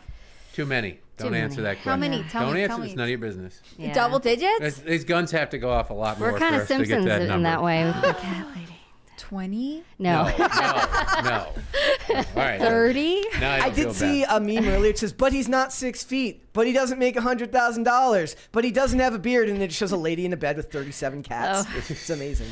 All right. So, again, you have 20 cats? No, our daughter, Hitler our cat? oldest, wanted to have kittens for her birthday, and so we promised. All of our cats are extremely old. Promise to shut her. Mostly to shut her Yeah, up. yeah. So we got- That's Then part she, of the we weird added- thing. then so she we added remembered. two. Then Yeah. the worst thing a kid could do is remember. We got one more here. This is from the So Stunning and Brave Hitler Thundercat. Says, Pop Culture Crisis at PCC Pets. This is my baby, Moo Moo. I rescued her from a Walmart parking lot. She brings me great joy coming home from a long day of work. She got her name because of mustache, because of her mustache. Get it? That is a very suspicious mustache. Jawohl, mein General. Springtime with Moo Moo. If you would Yeah. like a bird with you, you would like Yeah. to speak with you and some catnip, please. Right. All right, guys, let's get started then. I want to talk about Warner Brothers. I want to talk about Warner Brothers because they're implementing a program. It's called Synalytic. That is the best as I can pronounce it. It's an AI predictive program that's going to allow them to use it for project management, which is going to eliminate a bunch of jobs, I have to imagine, because they said what it comes down to essentially is data crunching, which is something that's usually done by a team of people and takes many days. And what it's going to do is it's going to assess the value of the stars that they want to hire for these movies. I would assume that will be done through analytics like social media. Is Social Blade still a thing? Do people still use Social Blade, right? And it's also going to be able to allow them to figure out which movies will make money at the box office and how much they will make on streaming on the back end of release, right? I do have questions about how they would be able to figure out the analytics for something like this because data is so easily manipulatable, right? Well, they used to have Yeah. a Q score for actors. Like Sylvester Stallone probably isn't much box office here in the United States guaranteed anymore. He's got a certain amount of money. But overseas in various countries, they know he's good for $500,000 here, $1 million David there. Hasselhoff So- in Germany. Yeah, so they could quantify that. Now this just seems like it's taking it to the next level. Considering the absolute garbage that they have been greenlighting lately, I don't think a computer or a magic 8-ball could do any worse. So Yeah, that's what right. does it Like, matter? imagine it just stays the same and they just keep greenlighting the same programs and they'll be like, wait, don't blame us. It's the crazy AI computer They that told spent us $500 to do million it. on Avatar: The Way of Water. Yeah, but that made I know. That but made a that's- crap ton of- That's that's not a more good of a example. disgusting That's- example of our yeah. horrible taste as a I culture like that. too. But I like the sequel. I liked You it. did? liked it? I liked it. Are you okay? I I wish liked I it. had known I this liked before it. I agreed to come on. I've liked never it. seen it, I'd but have why sat did over we there. need one? First of all, it didn't feel like its runtime, which Here's is an idea. shocking. Let's do the same thing, but in a different location. It's- Instead of on land, it's in water. Hey, all right, there you go. More I of liked these it. weird blue creatures. But Yeah. also, I'm like after watching all the movies that are being made now with just awful water CGI, like it really is a Beautifully great. Watch it on mute. The story sucks. And there's going to be 5 more of these things. What are they going to have? Dude, Like the and ones they- that float in the middle in the air, and then there's going to be the ones who dig in the dirt. Like, and they've been postponed, so then it's not going to be yeah, done. because until he's like, oh my God, 2050. people actually watch this crap. Now I got to make another one. I don't have any ideas. I feel Didn't like, the lead female actress say, like, I'm going to be doing this until I'm 53? 50, yeah. Sorry, Zoe Saldana. I cut you off. oh, sure, go ahead. I feel like Marvel should have done this with Ezra Miller, though. DC. With DC, sorry, yeah. DC. DC should have done. I'm sorry, I'm confusing. DC is the one that sucks. Remember, yeah, that's the way it is. there we go. Yeah. Was so- that in your wedding vows? You had to agree that I, was... No, he's a but Marvel DC sucks. person. I'm a DC person. Well, I so have there's- taste. See, She married me. liberals She and obviously doesn't have conservatives- taste. I think it's good to have married couples on to show that they can disagree on things and still They're be the important, together. the big issues in life, Yeah. like Marvel versus I DC. love Superman. I love Batman. Science is on he my just- side. That's all I have to he's say. down. Anyway. No, I mean, to be fair, they're kind of both losing because Marvel movies have been going down the drain for a long Yeah. time now, and DC never got off the Okay, ground okay. after The Dark Knight. I'm glad. I'm sorry. I'm glad The that Dark Knight was overrated. Somebody has to Batman, say I like Batman so Begins dark. more. it was better, but Heath Ledger, he played crazy. I used to be at my first major in college. The first year was acting. I've done a lot of stage acting and everything. You need the motivation to really impress me in acting. You can act crazy just for the sake of crazy, and then there's no justification for it, there's no explanation for it. Then every choice you make is perfectly valid. With Heath Ledger, there was no rationale for the Joker's crazy. Some men just want to see the world burn. And that's it. So everybody's like, oh, it's such an amazing performance. How do you know? Because he was doing it, whatever he did was perfectly fine and rational. I'll just kill all my henchmen because they're in the way. See, all I right, like why? that. Why'd you do? I felt like that was like more unnerving. That like his. Well, then who he goes was to work? So outside of Have you logic seen that the new? He wasn't bound by anything else. Have you seen the new Fast and Furious movie? Yes, Hannah Claire. God. Have you seen the new Fast you and to bring Furious? this up? No, I'm supposed to be watching all of the Fast and Furious movies, Ugh. and I hate them. I don't hate them. No. I don't like them, and I'm not having fun. There's a point where you got all these henchmen. They're chasing after him, and their henchmen are getting No way. picked up. I don't care how and much. then there's an explosion, and then Vin Diesel's fine. No I way. got to admire the henchmen's determination and commitment to their job, because I don't know what they're being paid, but they're No, pretty in sure the- they're going to get in blown the to new- hell, and they're still going to. I'd doing be it like, you know in what? the new 4 cars movie. blew up. I'm going to break off pursuit. I'm going to, Which you know, one I were get it. We which- get dental. Which one were we watching the other day? The 10 one. There's She's like, I don't know if I saw the And last one. I don't know if I'll know what's going on. I'm like, First of all, it it's the doesn't same First of plot all, matter. over they're and over generic again. bad guys. Generic bad guys do not need to have a motive. But second of all, he had info on all of their families, so he was blackmailing them. No, but not his not all his henchmen. He has, Not all- I know. I tried to sneak that one by. Not Yeah, all his I know. henchmen. But he could blow up. He could blow up Vin Diesel, but he won't. No. Okay, He here's wants the to, bad like, guy who make just sure blew up everyone else Rome. dies. Put a bullet in him. Yeah. Put a bullet. Problem solved. Put a bullet in the guy. You know, he's got to make instead we're him gonna suffer. drag He's race. got to make Instead him we're gonna- suffer because he and- killed no, his dad. No, I'm not saying the bad guy put a bullet in Vin Diesel, as satisfying as that would have been to see that Dom character get it. But the guy shows up. There's the guy who blew up Rome. Wait, okay, let's no. shoot him, In the- and then No, I'm the no. hero If again. we're We talking must about race if him we're in a talking car. about the Dark Knight, he does it to all the bad guys at the beginning of the movie because it allows He him does it keep to everybody. Yeah. Everybody's disposable, which makes you go, then why the hell does anybody work But he for also this guy? he also tricks the other people in the heist crew to do it to each other, which was actually clever. I thought that was actually well done. The motivation for his crazy, there is no motivation for his Well, crazy. They never get did to you the ever see point of the, his crazy, like, which means that his performance, no matter what choices he would have made, I would look have been forward to the valid. deep dive on that. It movie. wasn't in like Scream One, when Billy Loomis is talking to Sydney after he reveals himself as the bad guy. Spoiler alert for a movie that's 20-something years old. There's a statute He of says, limitations. he goes, it's a lot scarier when there's no motive, Sydney. He's like, because then it That's could a be good anything. line. He goes, there's a lot scarier. He's like, but then he reveals, he goes, how about because your slur mother, your bad word for your mother was having sex with my father, which is the reason my mom walked out and abandoned me. Which is not as cool as just not having a motive, at least to me, right? Like, they ended up kind of doing that. But with also, Stu there in aren't that many movie. people who go, just, you know what, I'm having a pretty good life, but it is Tuesday, so why don't I just go decapitate some people? There's always a motive in real life. Yeah. There is always a motive But in he's real still life. not the main Doesn't have to make character. So sense the or be main. good. Let's get back on top. Let's talk about the AI. We Much like have bad childhood. sidetracked. We have sidetracked long enough. So it says the platform can assess the value of any star in any territory. It's interesting that they use territory as if that's still a thing. Where like I guess would America The be a British territory? Virgin Islands would really Would- be a big market. Would that actually be something how they would look at it? Because I guess radio, they have territory. in Could be these North businesses, American like- territory. Okay, and, so the and continent like that. so certain actors are big in certain areas. Like Yeah. Disney has been known to hire people because they know they'll do well in certain areas. Right. The like Fast and Furious movies do well in the Middle East. Yeah. So there's no reason. And I love them, and I love all of them unapologetically. I do too, Yeah. and because I expect nothing and it delivers. And it's right, like it's like they don't try to be something it's not. And my number one reason I really because do it's believe- nothing, so it I can't be believe if that it the tried. reason it still works is because Vin Diesel plays it 110% straight. He doesn't lean into the joke of it all, which allows you to buy in just enough to keep I love going watching with him this. drink a beer. He grabs it Yeah. by the neck. Well, Nobody yeah. drinks. Well, because if you It's hold it about down here, family. it gets warm. It's about family. It gets warm if you hold it Yeah, down well, there. if you nurse it, it'll get warm anyway. Drink your beer. We got a $20 super chat from Deuce Boogaloo. He says, DC stays winning because both companies' live-action films are garbage, but DC has been putting out high-tier animated projects consistently for 30 years. Yes! What high tier? Kids comics? Justice League, the Cartoons? animated series, Batman, the Okay, animated cartoons. series, They're Justice great. League Unlimited. not being 14. I don't agree with that. No. Okay. No.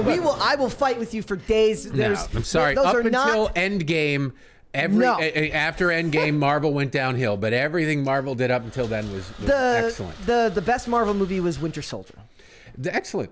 Civil War was great. But I'm saying the DC animated television shows. Did you ever watch Batman the Animated Series? No. The first 2 seasons are strong rebukes of corporate culture and corporate America. That's the last thing I want. But it's like it was done at a time in the 90s when you were allowed to actually have these discussions and have it be nuanced. If it was done today, it would be horrible. But it's a lot of it. It's like so. Is it good, or did you just like the message? No, it's very. It sounds like you Brett, like the message. You're obligated to point out there's a second $20 super chat. Okay. Gotta keep bound to the rules of this chaos. Yeah. Good okay. job. From Granticus says, this is my first time watching you guys live. You are amazing. I usually listen on Spotify. I hope you guys have an amazing, spectacular, and fantastical day today. Well, thank you. That's a lot. Thank Did you pay him Love to you say too. that? Yeah. Did So you pay him to say that, Brett? If I did, I would have paid him to Slipped say in that 21 DC is. bucks. I would have paid him to say DC is better and Fast and the Furious is amazing because I got to get the message. I'm out with you there. with Fast and Furious. It's ridiculous, but it's amazing, and I watch them all. I own them all digitally, but It's Wow. like John Wick films. It's We made that comparison yesterday. It really, you want the escapism. You know that it's gory and it's what it is. But even the Fast and Furious, it's ridiculous. But I want to watch that escapism. I need that escapism. I'm dealing with dealing with the news cycle or whatever my job is. They drove in kids. space. Yes. They drove in space. But why? That's the one. Well, Because no one had. Nine is the Ludacris one. can do whatever he wants. The next Ludicrous is the right frontier. word. That's just science. That's 9 not is me. the one I like the least because the self-referential humor goes over the top. Like when they're like, I think we're superheroes. I didn't like that. I buy into it because Vin Diesel's like taking it really, really seriously while everyone else is joking around. I didn't like 9. I like watching how the laws of physics are arbitrary. Yes, they are. And it is you got this giant bank vault pulled by 2 cars, and now 1 car can do it. The chain can handle it as it smashes As it into pulls cars 2 going in the other helicopters. direction. And this is perfectly Dodge Charger law. could totally pull 2 helicopters out of the sky. I'd like Again, to think that's I science. could drive like Vin Diesel too. It's I'd like aspirational to- on that level. Yes. I Also, don't think I could hold a beer like Vin Diesel. my favorite part of the new one is how Alan Ritchson is the one who actually looks like a movie star. Alan, the guy who plays the one at the beginning who's talking to Brie Larson. He's the bad.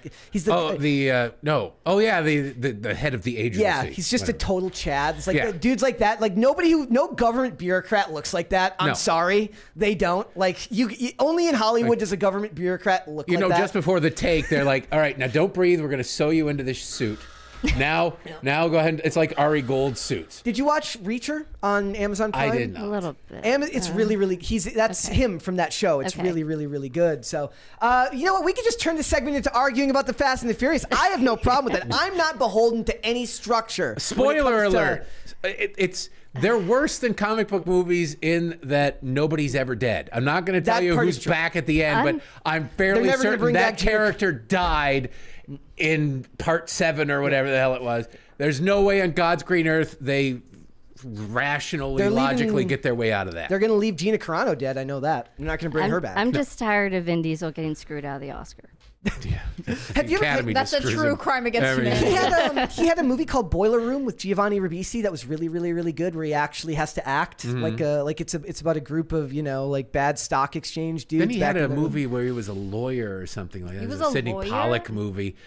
Stop, Vin Diesel as a lawyer the is hard poster to for the imagine. movie He was can act. He's like sitting there going Can like he? I don't know. It was I wouldn't go that far. He can I act. wouldn't go that far, but it was a bad movie. It got So bad they're reviews. talking about in this that it's risk management. So do they hire when you worked in do they have this in radio, or are there risk management about who to hire, risk management about what can be covered, things like that?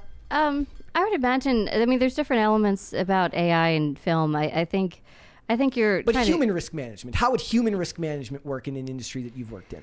Well, I mean, with the films, I mean, I imagine, well, with this, what they're trying to accomplish is to optimize how much they're throwing money at people. But the problem is with AI, also the inputs are basically what the inputs are. So could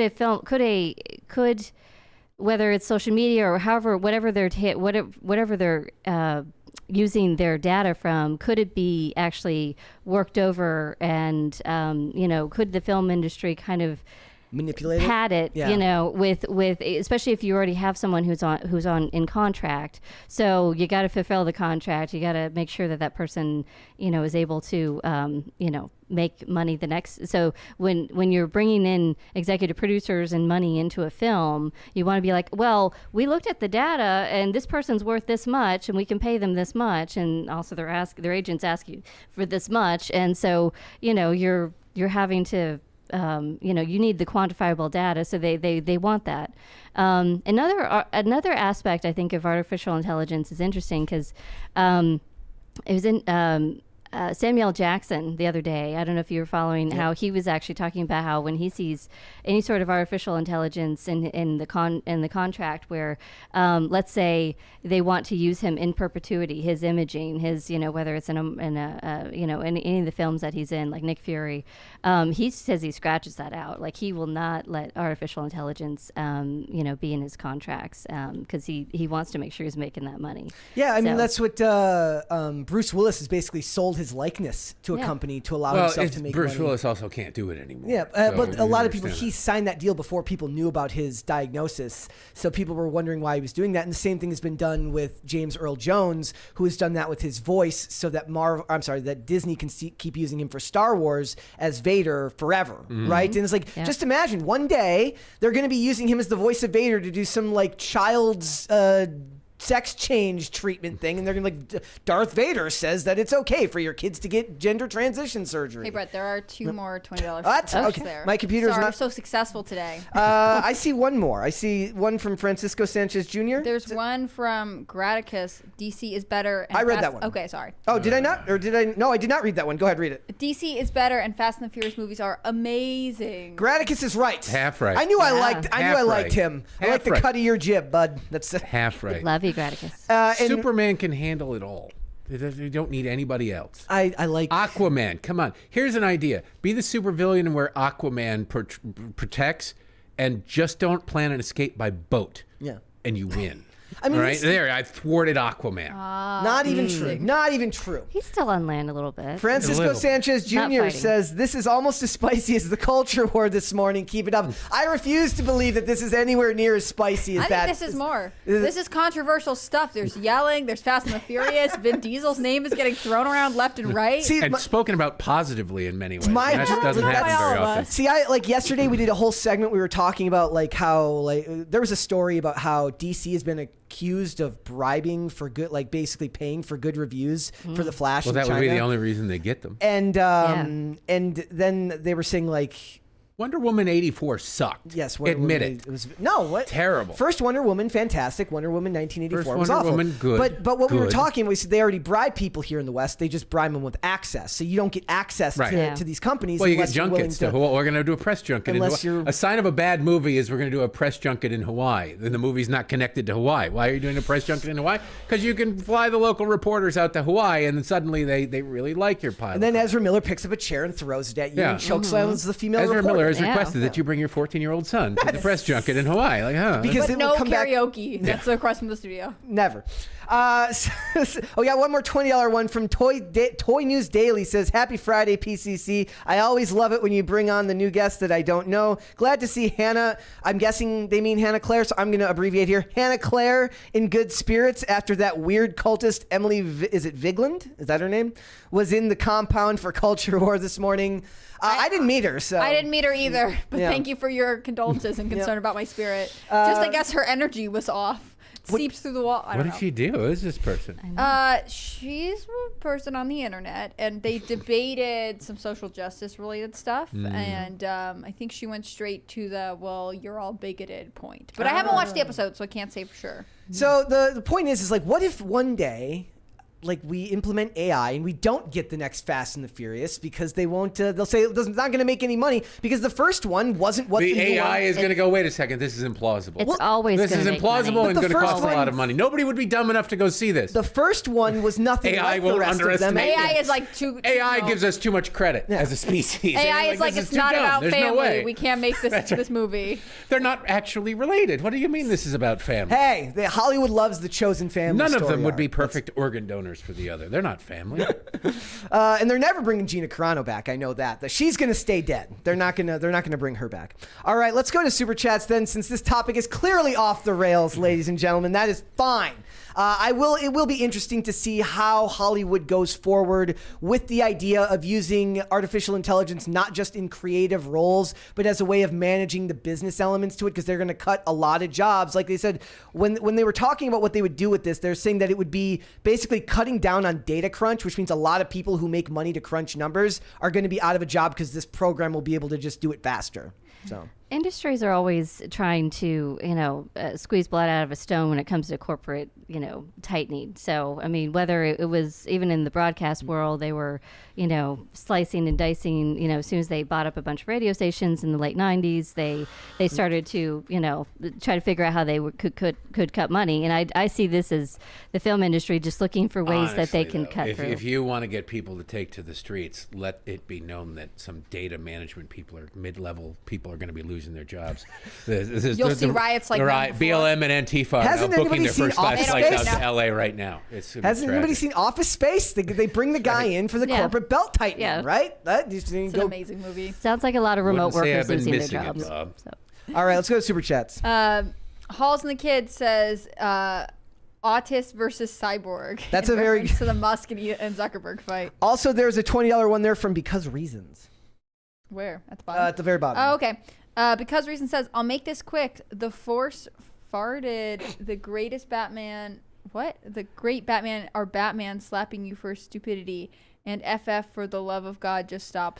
I will never. It can't stop. It's going to go on forever. I do disagree with the idea of doing the all-female version, though. That is an act. Don't we know that's the Fast and Furious? Don't we know that's the kiss of death for all franchises? Yes. How was the all-female Ocean's 11? Actually, no. That fun fact that actually made money. Ghostbusters. That's just awful. That's the good example. There wasn't even a funny moment in the Ghostbusters one. There just wasn't. The Oceans one made money. Actually made fairly decent money, but you hired the biggest actresses. And I kind of did want a sequel because I wanted to know if Danny Ocean was really dead. Yeah, but and they got actresses that cost a fortune to make that movie. So people want to go see Rihanna, so they'll pay $10 to see Rihanna.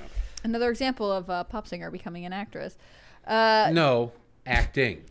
So true. Doesn't mean they became an actress. Also, they don't like the term actress. That's offensive. You're supposed to just say actor. It makes me use gendered words more. Maybe if they put Taylor Swift or Beyonce in these films, they put that would Taylor actually Swift probably in a do movie. well. That horrible Valentine's Day movie where she was dating the wolf kid from the movie. She also did Cats. I don't think anyone saw or wanted somewhere going, wait a second, I feel the need to vomit. Yeah. And it's because somebody in the universe mentioned Cats. Sorry I brought that up to everyone. Yeah. On stage in Malaysia right now, she just vomited.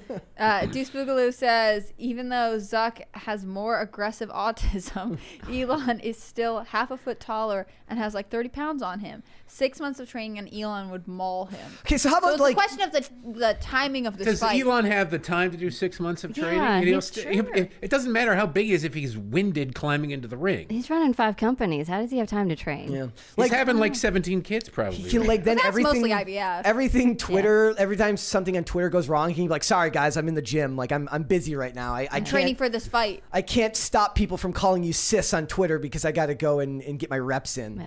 Let's do one more and then let's move on. Not a guy who looks like he's getting reps in. Black-pilled said, can't wait for these Gen Xers to see the Crisis Party. Well, they have now seen the Crisis Party. Are you nice and traumatized? It's great, right? It's fantastic. So overstimulating. All right, guys, let's move on. Let's talk a little bit about why Hollywood is losing. I'm going to try and get through all of the bullet points on this one, which is that Disney, Paramount, Warner Brothers, all of these companies are falling behind greatly, and it seems like nobody is noticing outside of the people who live in this sphere, who work in this sphere. Disney has estimated to have lost about $900 million at the box office just this year. That is absolutely bonkers to me. The Embracer Corporation, which has it's bought up the IP to The Lord of the Rings, paid about $399 million for a property that used to be worth about $2 billion. Warner Brothers Discovery is selling off about $500 million in their motion picture and television music rights. So think Purple Rain. If anybody likes Purple Rain, the music of all that is getting sold off. And Paramount has been devalued, and they're saying that it could go under in as little as 2 years because they're betting big on streaming, and the streaming market has flattened like a board. Like the streaming market is very, very like Disney put all this money into streaming and it's not even in the top 2. Disney lost $900 million at the box office, all to end up 3rd in the streaming as far as subscriber counts go. Well, it's because they attack half of their past catalog and refuse to put it out there. Like, if I'm going to sign up for Disney Plus, I want to see everything Disney, no matter how bad it. I want to see The Cat from Outer Space. It sucks, and I want to see whatever offensive cartoon that is now deemed burn-worthy on a college campus. And they're like, no, we won't show you that. Well, then don't tell me that you're a comprehensive hub for all of your catalog work. You're not. The other thing that they point out for this is that what they refuse to do, like the reason why it's not working for Disney is because they're refusing to license outward. So like you said, if they're not putting everything on there, if your subscriber count doesn't even bring you into the top 2 as far as streaming numbers subscribers wise, how would you expect to make money when you're not putting your Marvel shows on Hulu? I mean, they own like 80% of Hulu anyway, but like when you're not selling off the, licensing out your shows and movies to other sites, how are you going to make money if nobody's coming over to Disney Plus to watch it?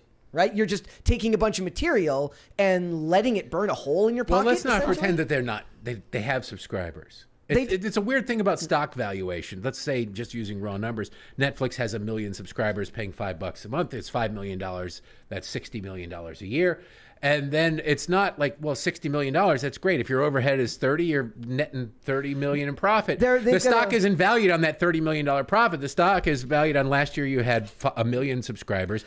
Do you have 2 million subscribers now? Like, you're still making $1 million a month or $5 million a month, but the stock is valued on the growth, not on the actual revenue. It's very bizarre. They've got 157 million subscribers. Sooner or later, you've got everybody who's going to subscribe. Yeah, and they flattened out. Well, set aside the woke Disney arguments, which absolutely probably is hitting them as well. But I've always wondered how the streaming. I know as a consumer, when you have everything readily accessible to all the Frozen movies. I mean, God, the merchandise we spend on our kids.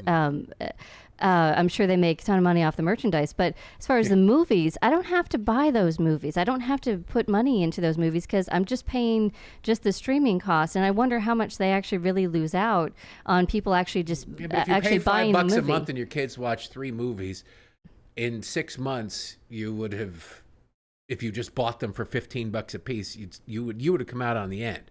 They're coming out better off now because how many times you watch Frozen 15 times, you're paying $5 a month to watch that. But if you bought it for $20 over the course of 4 months, you would have paid for what you got out of your subscription. I just feel like damned if you do that. I don't think people give it that much thought. All these streaming services, I feel like I'm actually getting a good deal because even with Amazon Music or Apple Music, I'm getting a good deal because I use my friend Todd's password. Netflix frowns on that now. If I want to listen to that one, we pay for. If I want to listen to my favorite band, I'll listen to their songs. I don't have to buy their albums. I don't have to. I just wonder how much they're losing money because otherwise I would have bought that album. We got 2 $20 super chats here from Clint Torres. Says Taylor Swift was also in Amsterdam where she got pushed under a truck. Oh God, that was a terrible movie too. It sucked, and so did the other one, Babylon. I didn't see that. I saw Amsterdam. I didn't see Babylon. I like the nudity. I'm down with the nudity in Babylon, but the plot was like, oh my God. Amsterdam was the one with John David Washington, right? Yeah, where at the end you're going, that was it? And Christian Bale? That was, I don't know if it was, I don't even remember. It was Christian Bale. There's a lot of famous people in it, and it was just... art house, it's vanity projects for the directors. Yeah, they didn't spend a lot, they spent a lot of money on actors and not so much on plot. Disco Jensen says, these companies knew they would lose profit implementing DEI initiatives, but Big Daddy, BlackRock, Blackstone, Vanguard have trillions to burn, forcing a change in a generation. Yeah, like when you've moved... It's about the stock price, and that impacts stock price. When you move away from to stakeholder capitalism, away from shareholder capitalism, yeah, there isn't an incentive to make things that people want. BlackRock can move stock. Yeah. We can move stock a little bit. Look what happened with Bud Light and Anheuser-Busch. Look what happened with Target. But those are 2 specific examples in a sea of potential examples that never came to fruition, whereas BlackRock and a couple of other hedge funds can just go, boom, let's hammer these people. They're not giving you a big enough DEI score.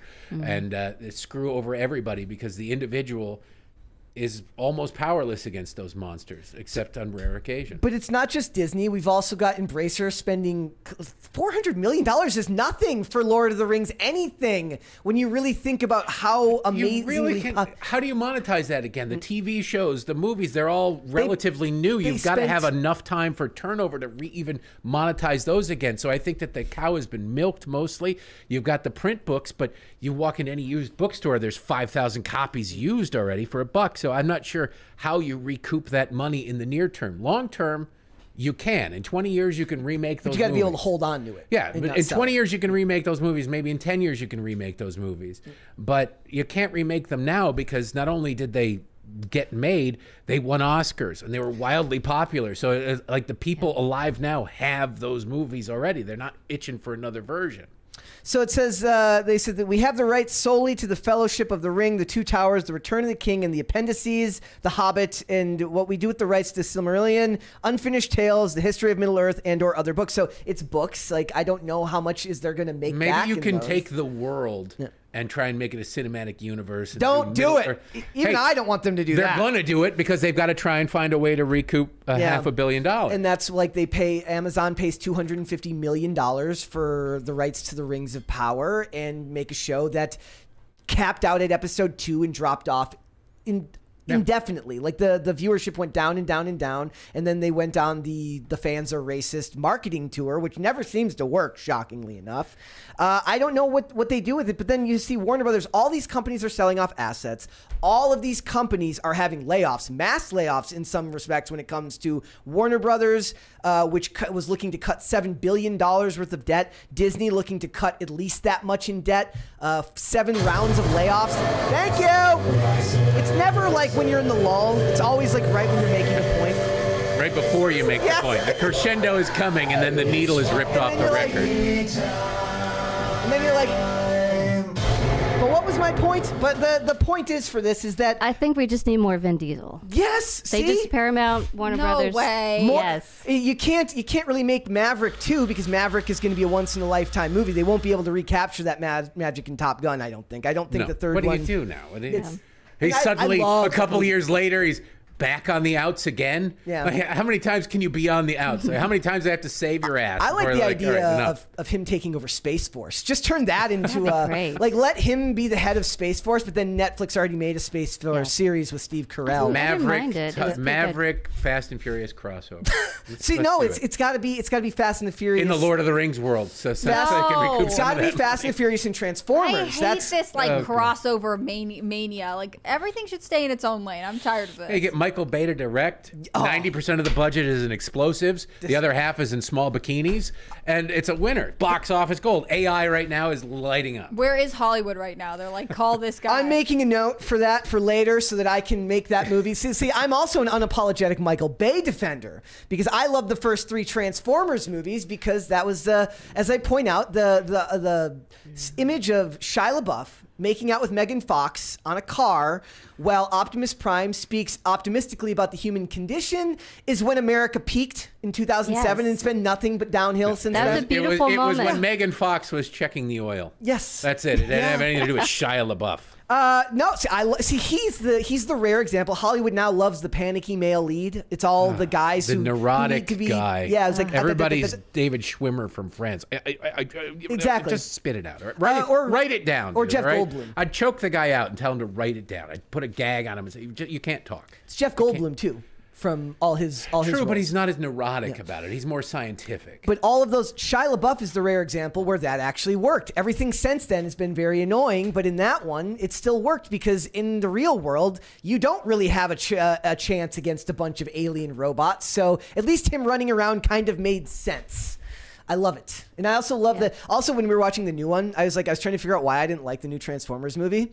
And I was like, there's no military propaganda. I miss the military propaganda. Like, that's what I loved about the Michael Bay ones. Lots of Part rah, of the rah, American rah. theater heritage. Yes, lots of rah, rah, rah American patriotism in international CIA world building. And Taye Diggs and Josh Duhamel or whatever that name is. Josh Duhamel. Whatever. No, that was Tyrese. That's Fast and Tyrese, Furious. whatever.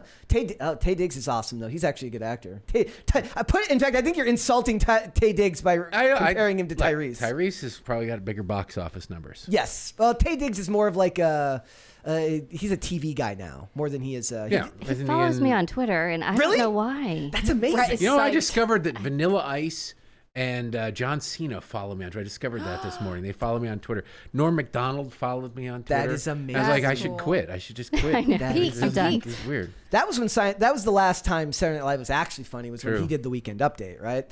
Like that's amazing that Taye Diggs, because Taye Diggs is like one of those people like you don't really hear much from him other than like he does. He did a show called Murder in the First in like 2014 with Kathleen Robinson. That was pretty good. But the whole time you're watching it, you're like, you are better than TNT television. But yeah, I don't know. For these companies, like, does the stuff with music rights surprise you? Because music rights are still big business. Music, I'm surprised that it was so little money. Yeah. Because like Bruce Springsteen got like $400 million for his catalog, and he's the most overrated person in the history of music. Sting got $300 million for his catalog, and if you can get me Purple Rain and all the other soundtracks, and there's some great stuff on those soundtracks. I don't know the details. Maybe they just licensed the rights and didn't own a lot of them. But it seems like that's a low ball for, especially the Beatles catalog is $1 billion. Well, this is specifically related to movies and television, right? So but I don't know if it's like the theme songs and scores, or if it's Purple Rain because that music was written for the screen. So they mention here, it says, while it's unclear exactly which assets are on the table, one source says the rights to slightly less than half of the catalog, with a price tag of $500 million, are likely to go to a major label, with Sony said to be in the lead. The catalog is believed to include music from films such as Purple Rain, Evita, Sweeney Todd, Rent, and several Batman movies. Ooh, that means they can get the R. Kelly song. We can get the Seal Gotham song too. Yeah, the Seal. How fun. But if R. it's Kelly. Evita, doesn't Andrew Lloyd Webber own that? Like, Yeah. they came to him. He didn't write it for a movie. They came to him and licensed it. I don't understand. They don't like that movie now either because they don't like Madonna. Maybe it's just those particular versions that you own the royalties from, because I don't think that Andrew Lloyd Webber's given up the publishing But I think they're just like all to these. make Evita. All of these companies, whether it's Warner Brothers, whether it's Disney, they're all selling off assets. They're all canceling projects and laying people off, and the writers are over here like, we're striking. Yeah. And I'm just like, nobody likes you guys. Well, corporations don't really have an interest in, necessarily what as long as the product's making the money, but at the end of the day, it's about bonuses and about bottom line for the executives. And so when they are able to clean the balance sheet with, when you, at the end of the year, when you want your bonus, and you get rid of a few people, wow, look, we got more money. So I tend to find that, in the corporate world, no matter what industry it is, they're constantly looking for ways to cut. And so this seems like I tend to find corporate world is things are moving so rapidly, whether it's in the media world or in entertainment, as far as how users use what they do, whether it's streaming or whether it's YouTube or whether it's online, and sometimes these corporations can't even wrap their head around why they're losing money. They just are like, okay, this part of the balance sheet, we're losing money, so let's just cut it, instead of trying to think outside the box of how do we optimize what we have instead of slashing all these people. So I think some of it might just be they're behind the curve and figuring out how to make slashing people money. works. If you're just trying to change the numbers, slashing people works. Everything else is a risk. Yeah. And people in corporate jobs don't want to take the risks. And then you have creatives fighting with corporate people who don't really understand either side. Like the corporate people don't understand the creatives, and the creatives definitely don't understand the corporate people. Like one of the things that I find interesting is like the best, like a lot of the actors that end up staying relevant are the ones that end up going into producing as well, because they have to learn the business side of the industry as well. And they understand like why certain things are successful, so they know where to put their money, where to put their time and effort. The Rock is a good example of that. Even though he hasn't really been a box office success lately, he's still one of the highest paid actors in the industry because he's involved in so many aspects of the business now. Mel Gibson is like that too, right? Like Mel Gibson has invested so much money into Hollywood that they still like, even though they hate him. He invested money into his own movies that made money. It's not Hollywood. But he, it's like, whenever he has a new movie coming out, all the sites that write articles all year round about how they hate him still end up having to write a good article because they end up. He makes decent movies or good. Like the worst movies are still pretty okay. Yeah. If it's just as a movie, but if you just sit there, arms folded, going, he said one thing mean to a female police officer, and it doesn't matter what's up on the screen. That's sadly what. Speaking of criticism, that's what criticism has become, is they critique the ideas behind a movie or the people in the movies rather than the movie itself. And you can just, like a comedy, if it's funny, it's wrong because they're laughing at the wrong. You're punching down. You're doing this, you're doing that, you're doing the other thing. And meanwhile, normal people are sitting there going, that's what me and my friends talk like. That's how we are.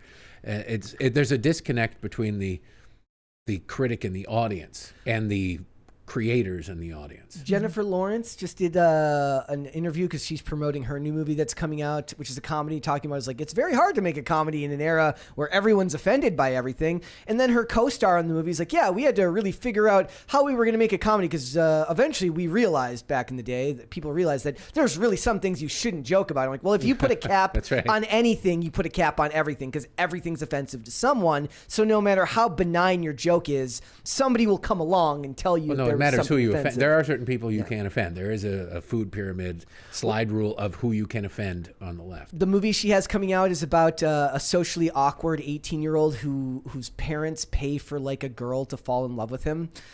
Who's much older, so that's right in line with what Hollywood finds to be okay. So it's kind of funny because she's like, yeah, I really want to do comedy. I'm like, I don't really think of her as a comedic person.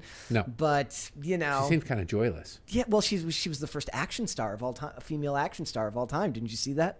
She said she was the first female action star. They weren't really doing that before Ever. Hunger Games. It's amazing. Yeah, it's almost like she Alien made that genre open for women. She shattered that glass ceiling. Imagine you're Linda Hamilton and you're walking by as she says that, and she's like, seriously? Charlize Theron, Tomb Raider, Demi Moore, Angelina Jolie. Yeah. They did not exist so Jennifer Lawrence could run. Yes. I love how nothing happened before you were born kind of people. So yeah, history starts anew every day. But these are the people that are supposed to be students of the game, right? They'd always I love it when you ask actors their favorite movie because it's always pretentious. Like that's my favorite part of it. It's like, oh yes, I loved Metropolis. It was such a great movie. Fellini is wonderful. Yes. So, we'll see what happens with these companies. We're going to continue to follow it because a lot of the times when we talk about these things, it feels like nothing changes. They lose they lose billions of dollars, nothing changes. Movie bombs at the box office, nothing changes. But the changes happen incrementally, and it's never so cut and dry and linear as you expect it to be. It's not like we're going to one day watch Bob Iger being marched out of Disney headquarters with his box of stuff. But seeing little things happen, little by little, Hollywood may have to change. I just don't know if it'll ever matter because, like you said, as long as these companies are propped up by companies like Vanguard, companies like BlackRock, I don't see change coming anytime soon. Look at the Academy. The Academy is supposed to safeguard the integrity and the industry just itself. It's supposed to champion the industry. And now they're saying you got to have a certain percentage of people on the crew. And like any movie that is historically accurate that is, say, Revolutionary War, Civil War, World War II, is Saving Private Ryan would be ineligible for any award simply because of the cast. Yeah, the Godfather. Forget it. Can't do it. Yeah, and they also, it seems like the film industry is also making it harder for the production crews to actually make films in a way to be financially efficient. In that, if you notice Netflix, I don't know if you saw, I guess it was 2 months ago, Netflix was looking to, they now have these sustainability experts that are on such the crew. A racket. And how did I want to get a degree in that, sustainability. And so they actually advise crews on how to properly, not use too much CO2. Oh, they were doing that in the Lord of the Rings set for Amazon. And so now across the board, they have a sustainability officer in Netflix who actually has somebody who is there at all the crew meetings and all the to try to make sure they find workarounds so that so they're not creating too much CO2. So they're telling crews that imagine if you're a crew member, you have all this equipment, and let's say you're filming in Italy. Well, they want people to do public transit instead of getting in a car or a van where you have all this expensive equipment. Oh, I'm going to go get on public transit or ride a bike to the film set. It just nothing major ideas. has happened in public transit recently. I know. That might be a cause for concern. And to think otherwise is just classist. That's The funny thing about that is for these companies, like, you know what it is? They got, like, I think they just like giving money away. And now with the COVID racket ending, they're like, well, we're not getting scammed out of money with COVID testing. Now we got to get scammed out of money with sustainability upkeep. That's what I think it is. I think they just like giving the money away. I just think they like to spend the money. No, they give it to their allies. It's a money laundering scheme. It's not a charity. It's a money laundering scheme. I think they like to give it away to things that they think are supposedly important that are not actually important. Well, wait till they inconvenience Leonardo DiCaprio on the set. Like, oh, you know, you're no, it's different. Your trailer Nobody's going to get a little too much. Nobody's going to say, CO2. Leo, make sure you stop by the girl at the desk on the way out. She'll give you your subway token to get back to your. No, he drives a Prius. He's fine. Yeah, but the super yacht, which uses up his hybrid helicopter. You wanted to fly here to this, across the Atlantic. You're going to have to take a boat, Leo, because it's a little bit more. Well, he's fine with that because he's always on his yacht. So his private boat, he's fine. That's true. His yacht, he doesn't have a yacht. He borrows other people's yachts. That's true. Wow. Okay. Don't you watch Below Deck? I do not. You should. I should. All right, let's go to super chats. Tacty Platty says, Brett, don't hate Halls. Watch Book of Eli. I'll get around to it, dude. Like I'm gonna do it. I love Denzel Washington. It's a good movie. He's it's not a great movie. Denzel Washington is my favorite. You know what it is? I tried to watch it one day when I was in a bad mood, and it when you try to watch something, you're in a bad mood, and it got interrupted, and so it left a bad taste in my mouth. So every time I try to restart it, my limbic system triggers back to that moment, and I have not gotten past that yet. That'll happen with TV shows, but I just skip that episode, and it gets you right past that. I guess I'll have to skip past the intro scene to see if I can get myself around to it. I'm gonna watch it, I promise. Gordon Twomey says, Disney is the devil. They sold generations of girls the princess story. They forgot the part where your father marries you off to his rival 30 or 40 years your senior for land and title. Is that what you guys plan to do with your daughters? Fair it depends argument. on. I have to see some tax returns. Yeah, it's true. Yeah. That's why you have girls to marry them off, right? Well, we have 3 fatted cows in the backyard as a dowry. So, when they are of age at 12, we shall be entertaining tax returns. Because Disney told you to. Obviously. I think that's great. But another thing is now people... Hallowed be Bob Iger's name. People will see Disney movies and they'll just assume you come from a family with only one parent because they never have 2 parents in any of these movies anyway. Well, one of them died tragically, usually in battle. It's always an evil stepmother, too. The stepmother's awful. It's because the evil evil stepfather trope is a lot scarier. It's an evil stepmother and just a douche dad. Lets them... Cinderella, you go ahead beat the crap out of my daughter over there. Yeah, where was you be that nice guy? to your kids, he beat the died. crap out of mine. Evil stepfather is way worse and does not denote Disney. They can't do that one. Derek Nall says, Lord of the Rings IP owner is in partnership with Amazon Games developing a Lord of the Ring games. I wonder if is even deeper than and possibly there's a lot beneficial. Thank you.